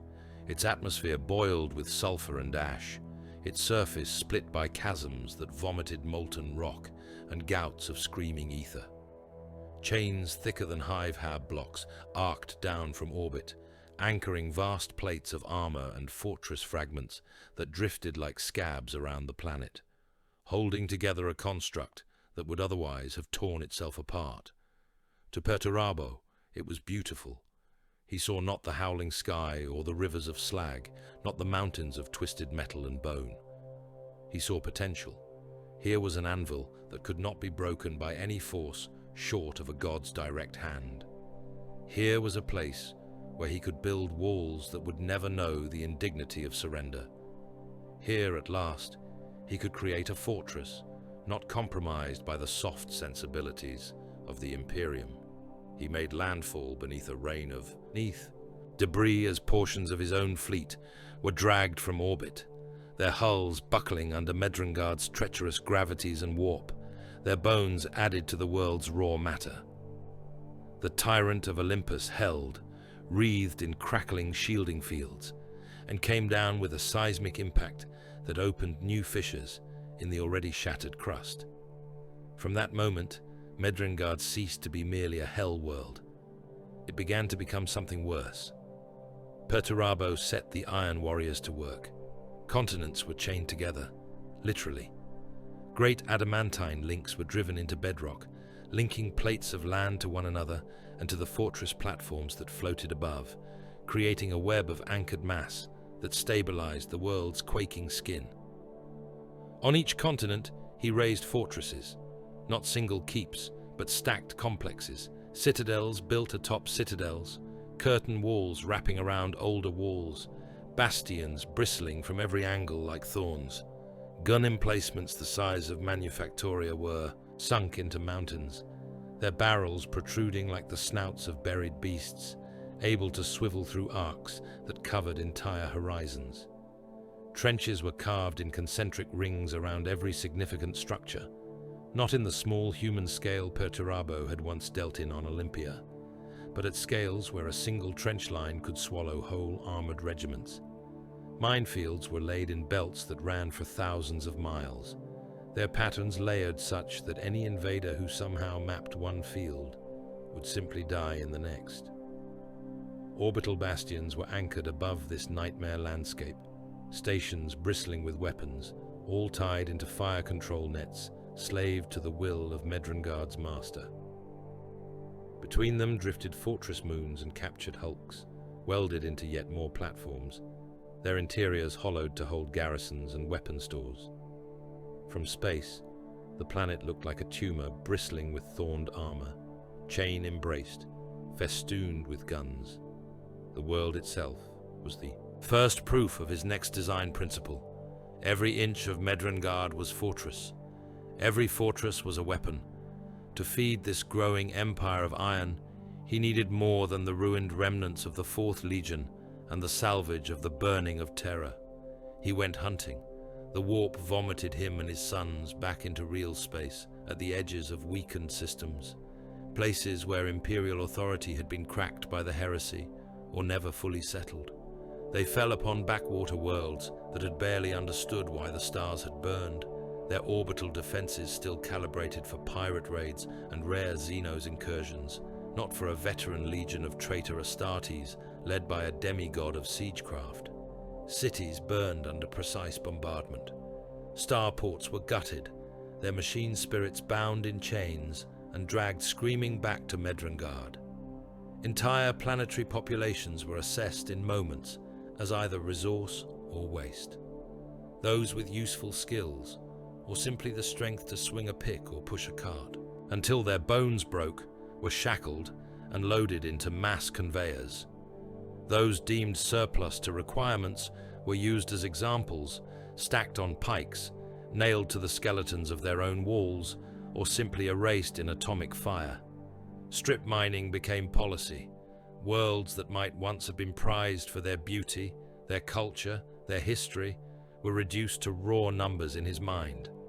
Here was iron, there was promethium. On that moon, rare minerals useful for gravitic coils. The populations were fuel to feed the machines that would pull those things out of the ground. When a world was exhausted or strategically unnecessary, its remaining hives were flattened, its atmosphere spoiled, its name scratched from his records. He did not confine his attentions to the Imperium. Among the traitor host, there were those who had taken their new freedom and squandered it. Petty warlords who called themselves princes and kings, squatting on demon worlds they did not truly understand. Their troops, undisciplined, their defenses crude, their arsenals underused. Perturabo saw them as he had once seen weak city-states on Olympia, resources held by idiots. He raided them without warning. Iron warriors' fleets would translate into their skies, guns already hot, and demand tribute. Those who were wise yielded, turning over their stores of ammunition, their half-built engines, their tithes of bodies. Those who were foolish tried to resist. Their fortresses, slapdash constructions that insulted the very term, were reduced with methodical contempt. Their champions died on their own walls, plasma and shell and chainblade tearing them apart. Their demons, unmoored without proper binding, slipped screaming back into the warp or were shackled by Perturabo's warpsmiths and re-employed. In this way, his stockpiles grew. Medrengard's forges blazed, belching smoke and warp-tainted steam as they turned stolen raw materials and purloined designs into weapons of war. Existing templates were refined, stripped of superstition, reinforced where experience had shown weakness. New patterns were crafted to match the Lord of Iron's preferred doctrines. Siege engines squatted in their assembly cradles like monstrous spiders, legs of tracked armor or piston-driven limbs waiting to carry them into battle. Artillery pieces grew longer barrels, thicker breeches, more sophisticated recoil systems to allow for even greater rates of fire. Fortress World seed kits were devised, collections of prefabricated bunkers, trenching engines, manufactoria cores, and shield generators that could be dropped onto an unprepared planet, and within months raise a defensive network capable of bleeding an Imperial crusade white. The Fourth Legion, for all its wounds, rebuilt beneath this avalanche of steel. Their recruitment took a shape only they could have devised. Some aspirants were taken from the populations of the worlds they conquered, selected for resilience and the right genetic markers, thrown into caustic training regimes where survival was the only measure. Others were stolen outright from imperial tithes, snatched from black ships and recruitment convoys by well-timed raids, where other traitor legions turned increasingly inward, interbreeding with their own gene seed and degenerating into warped reflections of their former glories. Perturabo maintained standards. Not high, perhaps. He was no gene artisan, no tender father, but functional. For every aspirant who survived the grueling surgeries and the lethal training, thousands of others did not. Their bodies did not go to waste. In the efficient accounting of the Iron Warriors, they were rendered down into nutrient slurry for the feed lines that kept the Forge's servitors moving, or their bones were crushed to add to the aggregate poured into the foundations of new bastions. Word spread that even amid the madness of chaos, the Fourth were different. The word-bearers built temples in the mouths of demons and painted prayers on armor that writhed. The World Eaters turned their holds into slaughterhouses where blood never dried. The Emperor's children dissolved into ecstatic rapture and shrieking degradation, their decks reeking of alchemical perfumes and rot. The Iron Warriors drilled. They daubed no holy symbols on their walls. They did not halt marches for ritual. They did not stop gun maintenance to carve runes. They offered up no chance beyond the mechanical litanies needed to appease temperamental engines. Even as demon-bound war machines began to stalk their lines, engines whose hulls were etched with runes of binding, and whose machine spirits were more warp thing than logic engine, they remained, at their core, builders and breakers of fortresses. It was not that they spurned chaos. Medrengard itself was proof that they had accepted the warp into their designs. Demonic artillery growled and twitched in their emplacements. Warp-touched shells burst with effects no sane physics could explain. But they refused to kneel in the way Lorgar urged, refused to drench their guns in prayer when oil and maintenance would due. Perturabo encouraged this by omission rather than edict. He had no time for sermons. He had time only for work. In quiet spans between campaigns, when Medrengard's storms rumbled low and the warp outside their orbit snarled at some distant disturbance, he retreated to his design chambers. They were cavernous spaces, their walls covered in schematics. Hollow projectors filled the air with ghost images of fortresses and war zones. Lines traced trajectories and stress points, shimmered lenses showing projected blast radii and kill zones. Cogitators hummed, their logic routines dedicated entirely to his endless models. He designed wars against every foe he could imagine. Against the reformed Imperium, now fractured and re-glued under the hand of Robut Gilliman, he plotted crusade lines, examining where supply chains would have to run, where thin points existed, where fortress worlds could be raised like knuckles to break advancing fists. Against the Ultramarines specifically, he crafted simulations of fleet engagements and planetfalls, recalling every clash they had fought during and after the heresy. He designed theoretical campaigns against Xenos empires too, even those far from his current reach. Orc empires reduced not by glorious, bellowing countercharges, but by carefully orchestrated sieges that strangled their ability to move and feed their hordes. Eldar craft worlds pinned in webway nodes disrupted by gravitic anomalies. Tyrannid hive tendrils channeled into kill boxes made of systems arranged as layered traps. He even, in darker moods, designed wars against his own supposed allies. What would it take to crack the demon forges of the corrupted Mechanicum? How many guns and world breakers would be needed to smash the shrines of the word-bearers? What combinations of void blockades and targeted exterminations would reduce the World Eaters to scattered, irrelevant packs?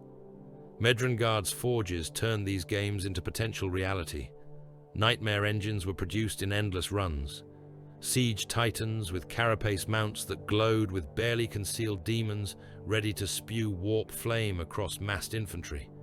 Fortification dropships loaded with prefabricated bastions and trenching engines. Orbital platforms that could be towed into place around newly enslaved worlds, their guns locking down any hope of external interference. Through it all, the weight of his choices walked with him like a shadow. Olympia's end, Terra's failure, Talan's ruin, he could not forget them. They lived behind his eyes in unguarded moments, rising with the vivid detail that only a Primarch's memory could hold. The sound of Olympia burning under his guns, the sight of Terra's walls still standing when he was forced to withdraw, the endless duel of armor on Talon's poisoned sand where his calculations had refused to conclude. He did not allow those memories to slow his hand. He took them, each in turn, and pushed them into the same mental vaults where he stored failed designs and superseded plans.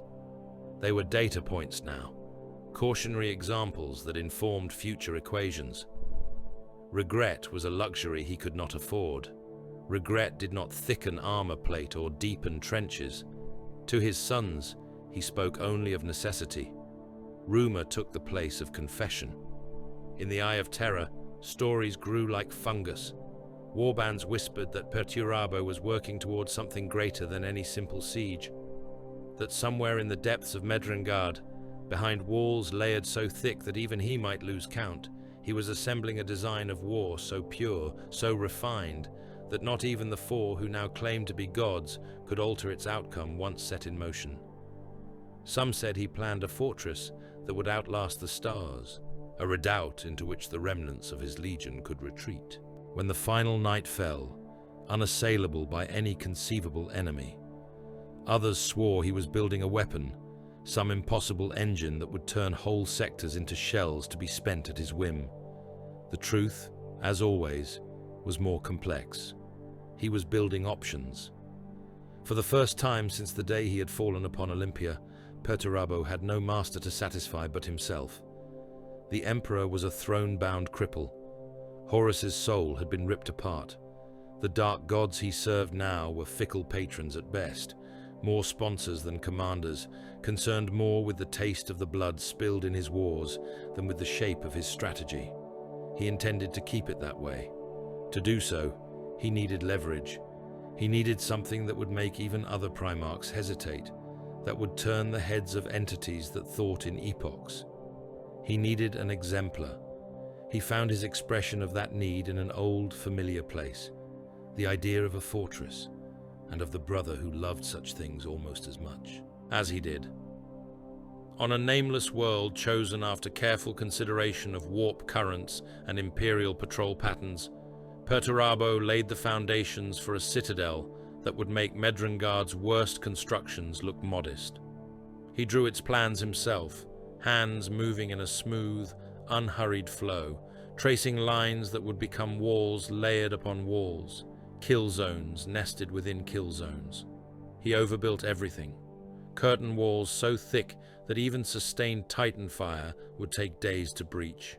Ditches and mine belts arranged in patterns so complex that only those armed with the proper codes could navigate them without being torn apart. Subterranean galleries honeycombed with traps and fallback positions. Gun batteries arranged so that every angle of approach, every possible trajectory of an assaulting force, would pass through multiple intersecting killing fields. He built it strong enough to withstand any assault his mind could conceive of. Then he seeded it with weaknesses only he knew, little fulcrum points of stress and misdirection, places where a certain kind of attacker, with a certain kind of pride, might press, thinking they had found the flaw he had missed. He gave his new construct a purpose beyond simple defense. It would be bait. There was only one man in the galaxy stubborn and proud enough to hurl a legion against such an edifice, purely to prove that no fortress was unassailable. Only one brother, whose name was spoken in the same breath as his whenever fortification was discussed. Only one rival whose humbling would send a message to allies and enemies alike. Perturabo stood on the half-finished parapets of that monstrous place, watching iron warriors toil below, their armor stained with dust and oil, servitors dragging armored plates into position, demon-bound cranes lifting whole bastions into place. The sky above was a bruised smear of warp light. In its turbulent colors, he imagined he could see the faint outline of a snarling golden, helmed face. "Come then," he murmured. "See what I have made. Show me what you have learned." The Empire of Iron was far from complete. It might never be complete, but its foundations were set in the screaming stone of Medringard, and in the hearts of men who had long since learned that walls were both sanctuary and weapon. Whatever else the future held, one thing was certain. The Lord of Iron would meet it behind battlements of his own making, guns loaded, equations already written, ready to grind legions into dust in the name of a perfection only he could see. Sebastus IV was chosen because it did not matter. It was a minor world at the edge of imperial record-keeping, a place of scrub plains and low ranges, its sky a dull, forgettable blue. Its people farmed thin soil and scraped ore from reluctant rock. No Primarch had ever set foot there. No great crusade banners had ever been raised upon its walls. It existed in the ledger as a name and a tithe, and nothing more. That made it perfect. Perturabo stood on a bare rise and watched his legion remake the planet. The eternal fortress grew around him, rising from the dirt, like the skeleton of some buried iron beast forced slowly to the surface. Bunkers bloomed first, low and ugly, half submerged, their firing ports like black eyes in concrete faces. Redoubts followed, slab-shouldered, bristling with weapon emplacements sunk deep into their crowns. Trenches were dug between them in concentric rings, lines within lines, then connected by communication tunnels and kill alleys. Beyond those, minefields were laid in overlapping bands, each studded with devices keyed to specific signatures and sequences. Some meant to tear apart infantry, others calibrated to flip tanks or shred low-flying skimmers. Auto-turrets were emplaced in seemingly random patterns. Macro cannon mounts were sunk into the bedrock, their lifts and loading mechanisms buried, their barrels capped and concealed beneath rock and camouflaged blast doors. The whole spread across the landscape for mile after mile, a sprawl of earthworks and ferrocrete that on any pict looked like a disease eating the land. He paced the walls as they rose, boots crunching over fresh-poured concrete, watching servitors and mortal laborers break themselves to meet the schedule. Iron warriors' warsmiths floated schematics beside him, hollow lines retracing trench networks, wall arcs, firing lanes. He corrected them with careful, precise gestures, shifting a bunker a few meters, adding a fold in a trench, narrowing a choke point. He overbuilt, and then, deliberately, he introduced flaws. Here a wall was made slightly weaker than it needed to be, with supports calibrated to fail under a specific load of fire.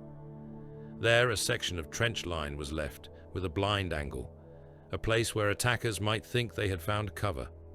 A bunker's roof armor was thickened, but its rear access tunnel was left in a position where it could be detected and exploited. He placed these imperfections like lures, each one chosen and positioned for a particular kind of mind. He thought of Rogel Dawn as he did it, of the way his brother's attention always went first to the obvious strong points, to the noble bastions, to the places where a defender had put his pride. He thought of how Dawn had raised the palace walls, of how he had placed his own pride upon Terra's ramparts and dared the Warmaster to break them. Here, on Sebastus IV, Perturabo would reverse the roles. When the fortress was complete, he gave it a name that was less a label and more a promise: the Eternal Fortress. He seeded the void around Sebastus IV with picket craft and listening boys, not to protect it, but to ensure the right ears would be tickled. He allowed raiding squadrons of iron warriors to slip from its docks and strike at nearby shipping routes, harrying convoys, wrecking astropathic relay stations, burning small colonies whose only crime was proximity. He let survivors run. Imperial vessels, mauled but not gutted, were permitted to limp away. Their pick captures contained glimpses of the Bastion world the Iron Warriors had made of Sebastus IV, the silhouettes of vast gun towers against the horizon, the grid of trenches and bunkers spreading like scars. Their astropathic messages, sent with trembling urgency, called it a new Medrengard, a cancer growing at the edge of loyalist space. Perturabo did not need to push the tale further. The Imperium was very good at panicking itself. In the Phalanx, amid adamantine walls raised long before either had been born, Rogel Dawn listened to the reports and felt something dark and eager stir in his chest. Here, at last, was an answer to the iron cage that terror had become around his limbs. Here was a chance to strike back, not in some petty raid, but in a total engagement, fortress against fortress, sons against sons, with no room for treachery or ambush. An enemy bastion, built by the one brother who had always questioned his title of Master of Fortifications. He read the data, studied the grainy pics of bunkers and gun lines, and saw not only a threat to Imperial shipping, but a challenge aimed squarely at him. The High Lords of Terror, still reeling from the heresy's wounds, were cautious. They spoke of risks, of the need to husband resources, of other fronts. Dawn heard them, and then, as he always had when walls and honor were at stake, ignored everything but the core of the problem. The Iron Warriors had made a fortress and were using it to bleed the Imperium. The Imperial fists would tear it down. The 7th Legion arrived above Sebastus IV in a blaze of void light and disciplined fury. The Phalanx led the way, that ancient star fortress gliding forward like a blade as the rest of the fleet slid into a crescent around the world. Gun decks cycled, teleportariums whined as they were keyed to new coordinates, boarding torpedoes and drop. Craft were armed. On the ground below, in the cool gloom of a command bunker sunk into the heart of the eternal fortress, Perturabo watched their arrival on Arga displays. He saw the Phalanx as a massive silhouette against the void, its flanks bristling with weaponry, its hull gleaming with the light of a star. He saw the squadron patterns of the supporting vessels, the careful formation spacing, the tightness of their communications. He felt the old, familiar twist in his gut, the mix of respect and rage that the sight of Rogel Dawn's work always provoked. "Signal to all units," he said, his voice carried through cable and vox and sorceress link alike. "Phase 1 complete. The prey is on the hook. Stand to your stations. We begin when they strike." The Imperial fists came in like a clenched hand. Teleporter beams stabbed down from orbit, piercing the clouds, bathing selected coordinates across the eternal fortress in actinic glare. Astartes in yellow armor appeared. In those flares, warplates still humming from translation energies, bolters already coming up. Drop pods screamed in behind them, caskets of ceramite and retrofire that slammed into the bastion crowns and open ground beyond the outer trenches, hatches blowing outward as squads poured out. For a brief, measured span of heartbeats, the fortress was still. The apparent weaknesses Perturabo had seeded called to Dawn's sons like siren songs.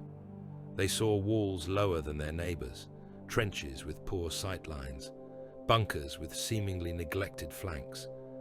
They moved toward them, identifying points of entry, calling in fire on more obvious strong points to keep them suppressed, while they exploited what they believed to be flaws. Then the plan snapped shut. Hidden batteries unfolded from beneath what had seemed like bare concrete. Armor plates irised aside to reveal ranks of guns, cannon mouths gaping like fresh wounds in the walls. Minefields woke, their machine spirits triggered by codes sent across tightly held Iron Warriors channels. Auto turrets that had appeared to be wrecks shivered and whirred to life, their barrels tracking as if sniffing the scent of blood. Buried macro cannons rose on columnar lifts, titanic barrels grinding up through cracked soil, smoke belching from their firing chambers as they locked into position. Trenches that had appeared ungunned revealed concealed embrasures, firing ports sliding open, heavy bolters and autocannons spitting fire into the flanks of advancing Imperial fists. The Eternal Fortress came alive. The first assaults were shredded in place. Whole squads of yellow-armored Astartes were caught in intersecting arcs of fire, rounds hammering into their plate, cracking ceramite, pulping limbs and torsos. Men who had fought across half the galaxy, who had stood upon Terra's walls and weathered the worst of the traitor storm, died in the dirt of Sebastus IV, their bolter shells detonating uselessly in their guns as they fell. They did not fall back. Dawn had not raised his sons to retreat before any wall. They pressed on, adjusting, finding new angles of attack, calling down orbital bombardments to silence particularly vicious turrets and bunkers. Artillery from the fleet hammered the Eternal Fortress, tearing craters in the earthworks, collapsing some sections of trench, turning others into pits of jagged concrete and twisted rebar. Perturabo let the blows land. Walls fell.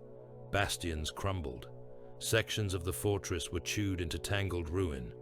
Every one of those collapses had been accounted for in his designs. Every gap opened became a funnel, a throat that led deeper into the structures where his real traps waited. The siege settled into a rhythm, if something so hideous could be called that. Tens of thousands of Astartes in total, on both sides, were committed. Iron Warriors companies manned the lines, their hazard-striped armor streaked black with soot and red with blood. Imperial. Fist squads came in waves, seeded amidst mortal troops in makeshift flak, and armed with whatever weapons their supporting regiments and fleet elements could spare. Servitors clanked through the trenches with ammo crates and fuel tanks on their humped backs, their flesh long since burned away or scarified. Mortal laborers dug new saps and firing steps, then picked up rifles to stand in those saps and on those steps until the next shell burst tore them apart. Every meter of ground changed hands again and again. Imperial fists would storm a trench line, vaulting over the lip with bolters roaring, chain blades buzzing, cutting down the Iron Warriors in a storm of close-range fire and melee. They would hold it for a day, maybe two, building breastworks out of the dead, sandbagging with hacked-off limbs and torsos when the earth ran out. Then the Iron Warriors would counterattack, driving in with overlapping heavy weapon fire, then wading in with chain axes and entrenching tools, crushing skulls under boot and fist until the yellow armor faded under layers of gore. Assaulting walls that were meant to fall became a routine of horror. Sections of the Eternal Fortress would seemingly give way under the relentless battering of Dawn's guns and assault parties, collapsing in clouds of dust and rubble. Imperial fists would surge into the breach, roaring their Primarch's name, banners held high amidst the smoke. They would find themselves under guns positioned to rake those breached sections from three sides, heavy rounds turning the breach into a blender. Overlapping fire turned entire squads into red mist, armor plates spinning away like discarded shells, viscera painting the shattered concrete. Those who somehow made it through that first storm found the way choked with mines, with narrow ducts designed to force them to move single file, where the Iron Warriors could cut them down one by one. The Iron Warriors themselves did not escape the butchers. Bill. Counterattacks cost them dearly. They advanced over ground already turned into a nightmare of craters and body parts, the footing treacherous with torn limbs and spilled gut rope. Loyalist fire scythed them in turn, shells punching through their own positions, caving in bunkers, collapsing tunnels. They died in their thousands, their gene-forged frames torn, their armor ruined. In the trenches, the battlefield became an abattoir. Dismembered Astartes' torsos lay wedged in duckboards, their legs somewhere else, their arms still reflexively clenching around bolters or broken blades. Heads were rammed into the trench walls by blast waves, faces frozen in rictus fury or shock, helmets cracked open like eggs. The air was thick with particulate bone dust and propellant residue, a constant haze that burned lungs and made every breath taste of iron. Promethium fumes hung over everything, a greasy perfume that clung to armor and skin. Fires burned in craters and amid collapsed. Fortifications, turning bodies to dripping black silhouettes, cooking flesh that sloughed from bone in sheets. Vox nets, once crisp channels of coded orders and acknowledgements, degenerated into hoarse shouts, screams, static, and the harsh crackle of interference from overloaded gear. Time lost meaning within the iron cage. Days and nights blurred, the sky above Sebastus, fore-clouded with smoke, and the constant flare of flares and bombardment. Men measured their lives in assaults survived, in trenches held, in walls taken and lost and taken again. The 7th and the 4th hammered each other until the distinctions between them faded under the universal filth of the battlefield. Yellow and iron both were reduced to the color of mud and dried blood. The butcher's bill, even by the standards of legions that had already passed through the fire of the heresy, was monstrous. Entire companies ceased to exist. Whole generations of gene lines were snuffed out in smears of ceramite. And meat. Mortal auxiliaries and slaves died in numbers that no one bothered to pretend to count. Servitors were shredded, their augmetic limbs twitching in piles until powerless. At the height of it, there were moments when it was not clear that any side would be left to claim victory. Perturabo walked the lines when he could, his presence a towering shape amid the churned ground. Bolter shells ricocheted off his armor. Shrapnel pinged and skittered across the plates. He moved through the chaos like its unmoved center, eyes taking in every collapse, every stubborn holdout, every unexpected move by Dawn's sons. He admired the Imperial fists, even as he broke them. They never stopped coming. They held positions no one should have been able to hold, fought on with shattered limbs and torn lungs, their discipline welded to their rage. They dug when digging was required, stacked their dead as ramparts when no earth remained, built cover out of wrecked tanks and broken iron warriors. Corpses. He had wanted to prove a point, and he had. He could bring Dawn and his vaunted fortress masters to the brink of annihilation. He could take a brother whose name had been spoken by imperial iterators with reverence and grind his legion down until it was a fraction of its former strength, until its future successors would have to be raised from the ashes of this slaughter. At the edge of that annihilation, the Imperium blinked. The order came not from Dawn, nor from any of his captains. It came from Terra itself, from the High Lords who had survived the heresy and now found themselves faced with the prospect of losing the entire 7th Legion in a war that, however satisfying its revenge, served no immediate strategic gain. It came encoded in priority signals, wrapped in the authority of the throne. Rogel Dawn received it in a bunker that had once been an Imperial Fist's forward command, now little more than a reinforced cave in the wreckage. His armor was cracked and scorched, its heraldry almost unrecognizable beneath layers of grime. Blood, his and others, stained the plates. His gauntlets shook as he read the words. Withdraw. There were arguments. There were scenes so bitter that the men present would never speak of them. There were fists slammed into stone hard enough to crack it, oaths sworn and then broken under the weight of duty. In the end, Dawn did what he had always done. He obeyed. The Imperial fists began to pull back, not in routed panic, but in stubborn, grinding stages. Rearguard actions were fought with the same stubbornness as advances. Positions were held to the last to allow others to disengage. Scorched earth was applied as best they could, demolitions bringing down what of the eternal fortress they had taken, denying Perturabo some small satisfaction. The 4th Legion's guns roared, snatching at them as they retreated, slamming shells into their embarkation zones, trying to crush them utterly even as they left. But Iron Warriors' numbers were not what they had been either.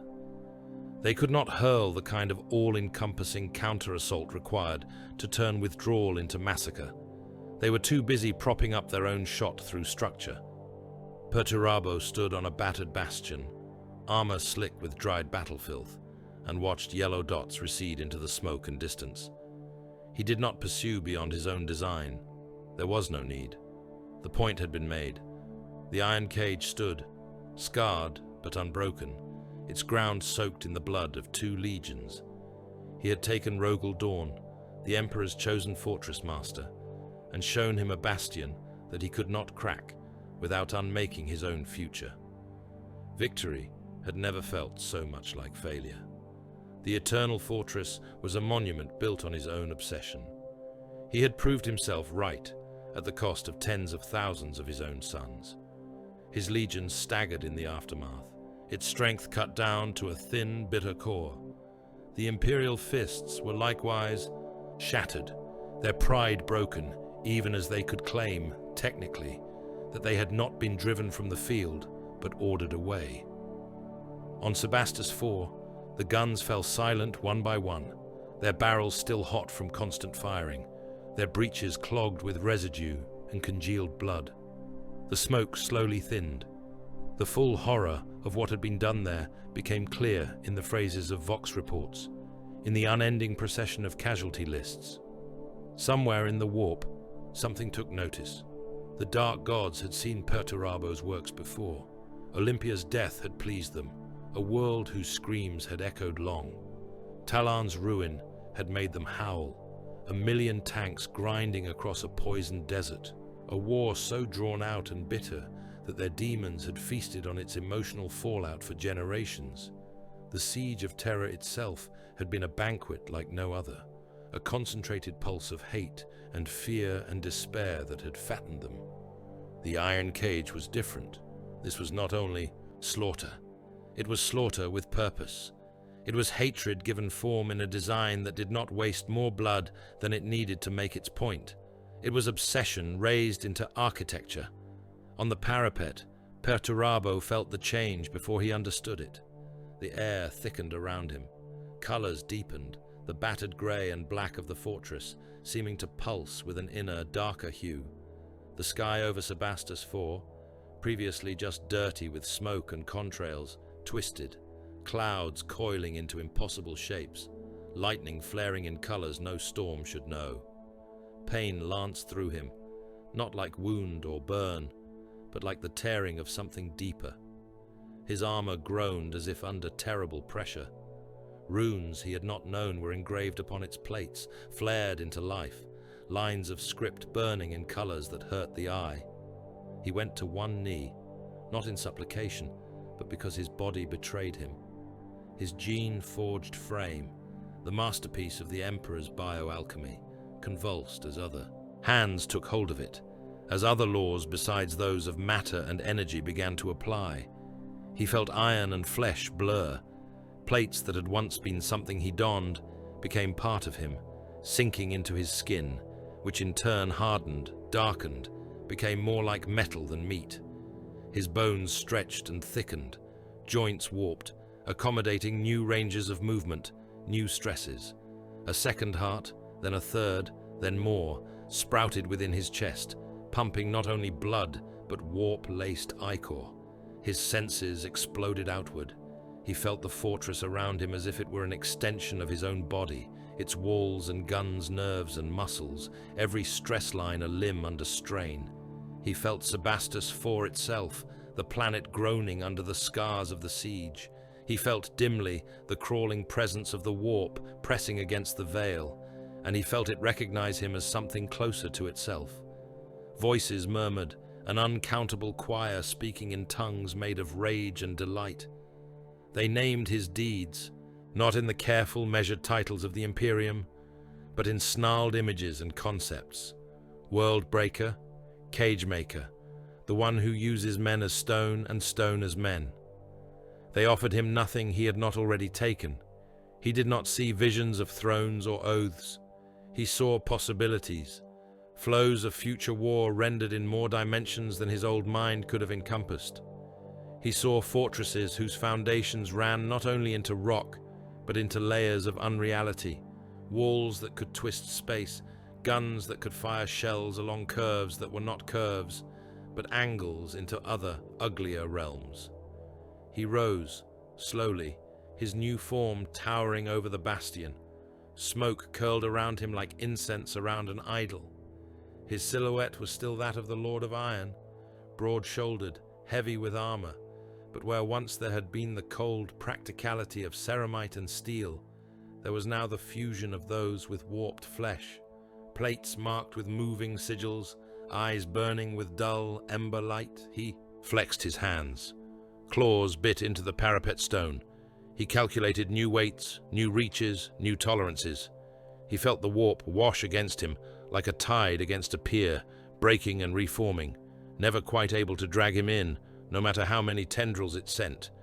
There was no exultation in him, no laughter, no shouted oath, only a cool, analytical awareness that he had been given more tools, more axes with which to split worlds, more dimensions in which to draw his equations, more options for how, where, and when to kill.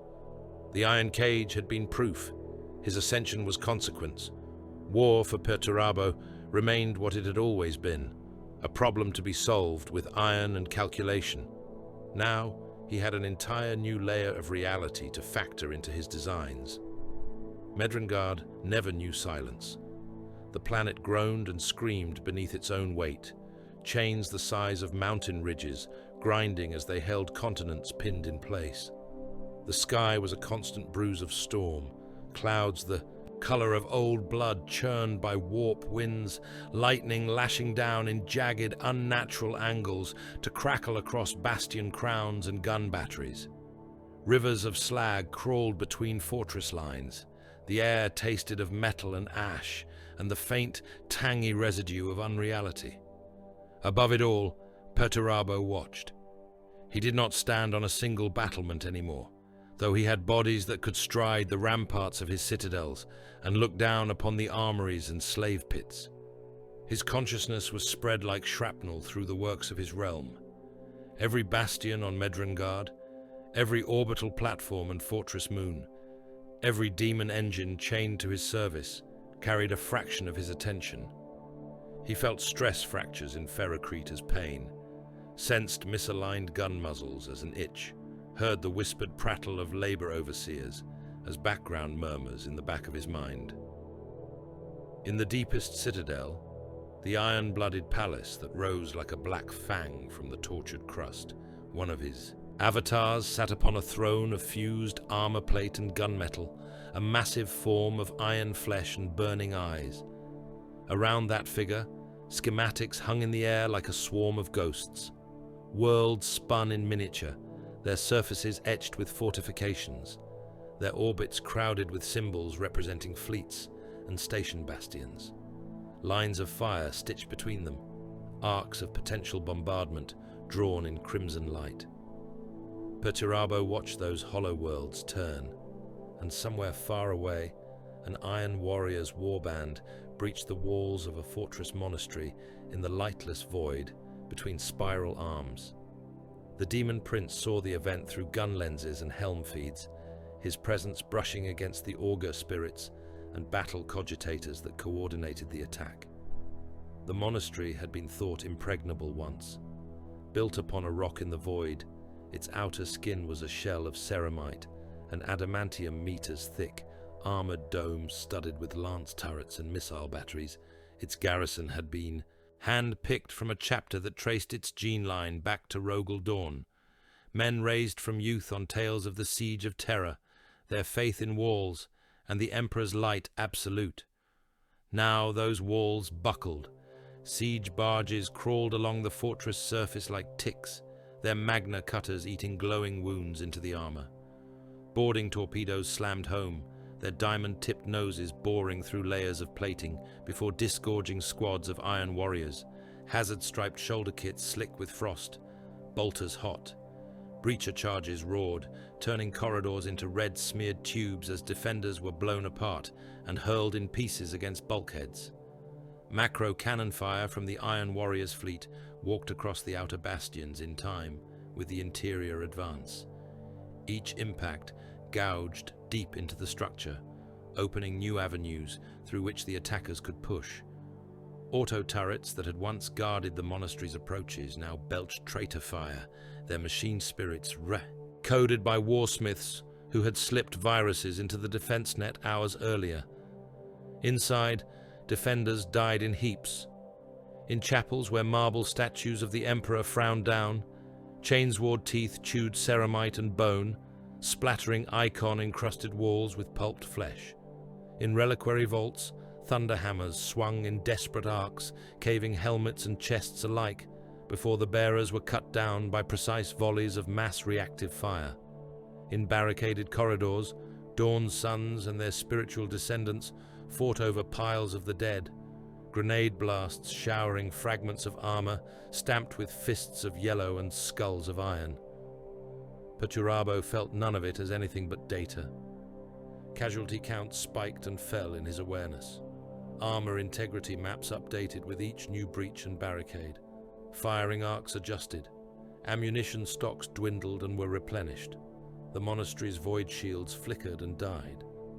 At his distant urging, the warband's warsmith triggered the final charges, planted around the central reactor core. The fortress monastery flared, a flower of fire in the endless dark, petals of wreckage tumbling slowly outward. The defender's last vox prayer to the emperor burned to static between one heartbeat and the next. In the iron-blooded palace, one of Perturabo's avatars blinked, absorbing the outcome. Another bastion reduced. Another wall proved wanting. In the 41st millennium, the Long War had become less a campaign and more a state of being.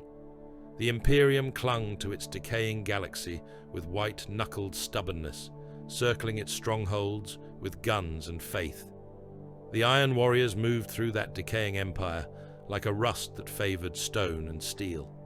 They sought out bastion worlds, fortress monasteries, battle stations, any place where walls and void shields and gun lines were touted as unbreakable. They broke them. On a shrine world near the galactic core, successor sons of Dawn dug themselves into a mountain range, turning peaks into bastions, excavating fortress monasteries into the living rock, linking them with tunnels and armored causeways. They layered void shields over the whole, reinforced with relic generatoria and relic faith. They carved statues of the Emperor and Rogel Dawn into cliff faces, watching over the valleys like stone gods.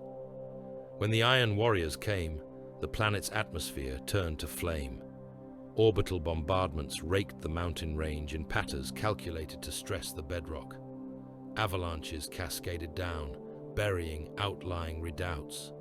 Macro shells punched through shield flickers, detonating within tunnel mouths, filling them with pulverized stone and organic slurry. Demon engines climbed slopes that had never felt anything but snow and pilgrims' boots, their claws crushing rock and bodies alike, their demon maws vomiting gouts of molten metal that bored through ferrocrete. Wherever the Sons of Dawn fortified a world, the Sons of Perturabo appeared in time, sometimes decades. Later, sometimes centuries. They did not forget. The wound of the iron cage never closed. On Medrengard, that hatred was forged into new shapes. In the forges beneath the iron-blooded palace, heat shimmered thick enough to distort vision. Furnace mouths yawned like gateways into the hearts of stars, glow painting the world in shades of orange and white. Chains rattled as they dragged loads of ore and scrap along gantries. The air thundered with the strike of hammers on metal, the roar of cutting torches, the crackle of warp fire bound in containment fields. Thralls swarmed. They were the broken remnants of conquered worlds, men whose ancestors had once farmed or traded or prayed, now reduced to numbered chattel. Their backs were scarred, spines knotted from a lifetime of lifting beyond endurance. Their hands were raw, bones grown out of true from being ground between load and tool. They coughed blood and metal dust in equal measure, lungs blackened by the vapors they breathed. They toiled and died in their billions. Some perished beneath dropped loads, crushed into thin smears of meat and cloth by the fall of a misbalanced armor plate or engine component. Others burned when safety cut-offs failed, and furnace mouths belched unchecked flame, their screams brief amid the roar. Others simply wore out, collapsing while still trying to push, pull, hammer. Their bodies were not wasted.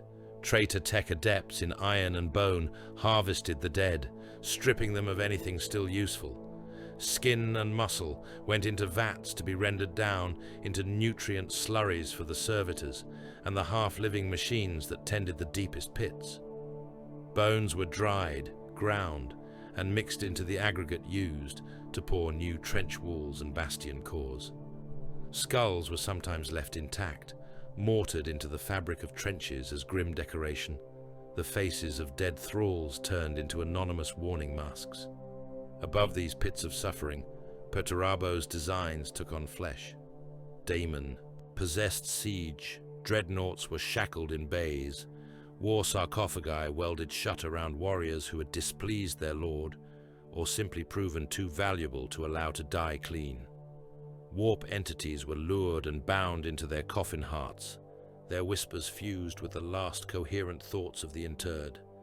When released, these engines lumbered to war, guns and claws blazing, howling in voices that were neither human nor entirely demon, their every step a crater in dirt or rock. Artillery pieces grew obscene. In one foundry, a gun barrel was being bored that was larger than many orbital shuttles. It lay in a cradle of chained adamantium, a vast cylinder of metal etched with runes and mathematical formulae. Its eventual shells, each the size of a void ship and inscribed with sigils of targeted annihilation, would be fired along arcs so carefully calculated that they would emerge from the warp to strike worlds in other systems as if dropped from the hand of a god. Fortress seeds were assembled like obscene flowers, compact complexes of machinery and warp-charged devices. They resembled knotted iron roots before deployment. Dropped onto compliant or conquered worlds from orbit, they burrowed into the soil, drilling deep, unfolding as they went. Above them, walls sprouted from the ground like jagged teeth, bastions rising like angry boils. Within weeks, a simple mining colony or administrative capital could be transformed into an interlocking array of fortifications that answered to Medrengard, not to Terra. Perturabo oversaw it all. He occupied bodies when there was benefit in physical presence, towering demonic forms striding through the forges, vox booming orders, iron-shod hooves or feet leaving dents in grating. He reviewed reports through the minds of his warsmiths and warpsmiths, his thoughts flowing along the cables and warp conduits that linked every iron warrior's stronghold like veins in a metal body, and sometimes in the deep private vaults where no mortal or demon eyes intruded. He ran simulations. In chambers warded by mathematics and sigil both, hollow projections played out the wars of his past, Olympia's rebellion, Terra's siege, Talan's desert, Sebastus IV's iron cage. He tweaked variables with a flick of claw or thought. On Olympia, he reduced the severity of the decimation demands. The cities still rebelled. The wars dragged on. His legion's resources bled away, while the Great Crusade moved on. The eventual retribution was messier, slower, the body count higher. On Terra, he altered his deployment pattern, clustering more of his guns on a different vector, reinforcing a section of the palace assault in which others had faltered. The numbers improved in some sectors, worsened in others. The Emperor and Horus still met aboard the flagship. The outcome there never changed. No weapon he could plot, no deployment he could imagine, breached that singular fight. On Talon, he withheld the virus bombs. The war became a more conventional campaign of armored and infantry assault against a prepared foe who had time to call in aid. It bled him in different ways. The cursus remained elusive in every model. On Sebastus IV, he removed certain flaws in the Eternal Fortress. The Imperial fists died in slightly different patterns, but still died. His own legion's losses climbed beyond the point where rebuilding along the lines he later achieved would have been possible. Again and again, he asked the same question. Had there been a cleaner solution? In almost every variant, the answer was no. Blood, always blood. Different rivers, different tributaries, but always flowing. No world taken, no fortress broken, no point proved without its cost in seas of crimson. The variables shifted, but the trend remained inexorable. He filed that data away as just more proof. If there was a flaw in the universe's equations, it was at a level even he could not yet touch. Regret remained unnecessary. Beyond Medrengard, in the wider madness of the eye, others watched him as he watched them. Loyalist seers, chained to the floors of black ships or huddled in the shadowed chapels of fortress monasteries, dared turn their sight inward toward the warp's heart. They cast their minds out like nets, seeking knowledge, warning, anything that might help their masters endure the next convulsion of the long war. Sometimes those nets brushed against the presence that was Perturabo. A psyker in a shrine fortress on the far side of the galaxy screamed as his senses slid across an image of a fortress so vast it seemed to be made of continents, guns the size of cities lining its walls, bastions stacked atop bastions until they vanished into a sky that was not sky. At its center, he saw a figure of iron and fire surrounded by spinning maps of worlds, each one connected to others by lines of force and fleet paths. The man's mind broke in that instant, crushed under the awareness that he had glimpsed not just a being, but a thinking, calculating engine of war, whose scale dwarfed his own existence into less than nothing. An Eldar Farseer, old beyond human comprehension, cast wraithbone runes and let her consciousness drift down the rivers of time. For a heartbeat in her seer trance, the skeins tangled around a single stubborn knot. She saw iron warriors' engines grinding through webway ruptures, bastions blooming like cancers on maiden worlds, and at the bruised heart of a storm, a demon Primarch sketching lines of fire across a map of the stars. She pulled back with a gasp, eyes bleeding, the future she had seen unchanged by her awareness of it. In the Imperium's litanies, in the catechisms intoned by its priests and commissars, Perturabo was a simple thing. Monster, traitor, lord of iron, breaker of fortresses. His name sat in a list of those cursed along with Horus and Angron and the rest. Children on some hive levels were told of him as a bogeyman who would come. In the night, if they failed to honor the Emperor, a giant in iron who would tear down their walls and drag them into the dark. Among the Iron Warriors, he was something else.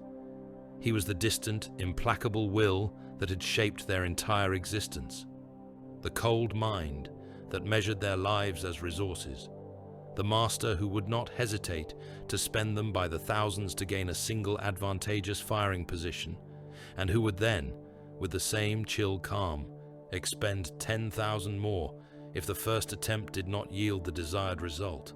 They loved him, some of them, in the way a weapon might love the hand that wielded it. They hated him too, in flickers, when his demands ground another company down to nothing for some goal that did not immediately satisfy their personal hunger for revenge or glory. But they never doubted him.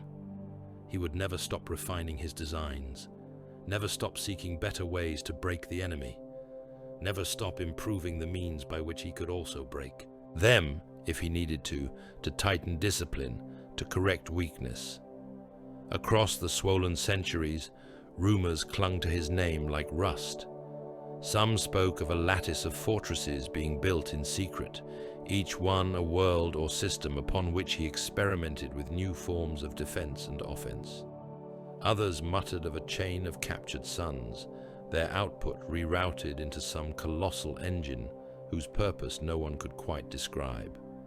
A few whispered of calculations so complex that they required living worlds as abacuses, entire civilizations serving as moving parts in a device whose final product would be a war that ended all wars. They called it many things: the final design, the last siege, the galaxy breaker. It might have been nothing more than wishful nightmare. It might have been a truth so large and slow-moving that no single mind outside Perturabo's could ever perceive it in full. In the absence of certainty, the long war rolled on, each new conflict a data point he added to his invisible ledger, and so the saga did not end. On the far rim of the galaxy, under a wan sun, a fortress world huddled behind its shields. Its surface was a rash of bastions and defense lines, walls traced along mountain ridges, gun emplacements dug into old impact craters. Vox towers blared litanies to the Emperor day and night. Manufactoria belched smoke as they turned out shells and laspaks, replacement plating and promethium. The world's defenders prayed. They prayed in chapel vaults beneath statues of the Emperor and Rogel Dawn. They prayed in dugouts and mess halls. They prayed on wall walks, fingers worrying rosaries made from cartridge casings and finger bones as they stared up at a sky beset by augur ghosts. Those ghosts solidified. The first Iron Warriors ships dropped out of the warp as pale wounds in the firmament, hulls wreathed in the flicker of void shields and the sparks of re-entry. Behind them came more and more, spreading across the planet's orbital, space like an infection. Fortress barges, their bellies heavy with siege engines, gunships and troop carriers, their holds packed with Astartes and chained mortal regiments, demon hulks whose forms offended the eye, their infinitesimal course adjustments making mockery of inertia. Orbital defenses opened fire, lance beams stabbed at the incoming tide, some finding their mark, burning through traitor hulls, sending crippled ships spinning away, trailing atmosphere and debris. Macro shells roared up, detonating in the path of battle barges, showering them with fragments that sparked and flared against their shields. The Iron Warriors returned the greeting. Batteries on their ships spat fire, measured and precise. Void stations blossomed into expanding clouds of wreckage. Defense platforms lost their anchors and tumbled, guns still firing uselessly into nothing. Launch bays vomited fighters and bombers, clouds of smaller craft descending like hornets, ripping into anything that tried to rise from the planet to meet them. On the surface, the ground shook. The first wave of bombardment chewed into outer bastions, turning proud curtain walls into fractured stumps. Trenches collapsed, burying men under tons of dirt and shattered rockcrete. Void shield generators overloaded, some detonating outright, taking whole blocks of hab and fortification with them in the blast. Sirens howled. Commanders shouted orders into Vox sets that spat static and overlapping screams. The defenders manned their parapets, their gun pits, their foxholes. They checked magazines with trembling hands, kissed purity seals, muttered prayers through gritted teeth. In the high command bunker, amid flickering hololiths and crackling auspex feeds, a planetary governor and a chapter master of a descendant of the Imperial Fists stared at the scale of the approaching storm and understood, with a cold clarity, that they were not facing some raiding force. This was a siege. In the eye of terror, in the iron-blooded palace, Perturabo watched the fortress world's outline appear among his schematics. He saw its walls, its guns, its population counts. He tasted its fear through the psychic spill that bled into the warp. He flexed mental claws, adjusting deployment patterns, assigning artillery arcs, calculating likely counter-moves. Another test, another variable, another stone to add to his eternal wall of data. The Lord of Iron leaned forward upon his throne of metal and bastion stone. Around him, Medrengard's storms howled and its chains groaned. Within him, ancient grudges and fresh equations intertwined. Far away, the skies above the fortress world filled with falling fire. The ground began to tremble to the rhythm of approaching guns. The long war ground on, and Perturabo, warp forged and tireless, advanced with it, an eternal siege engine grinding its way through the galaxy, one fortress at a time.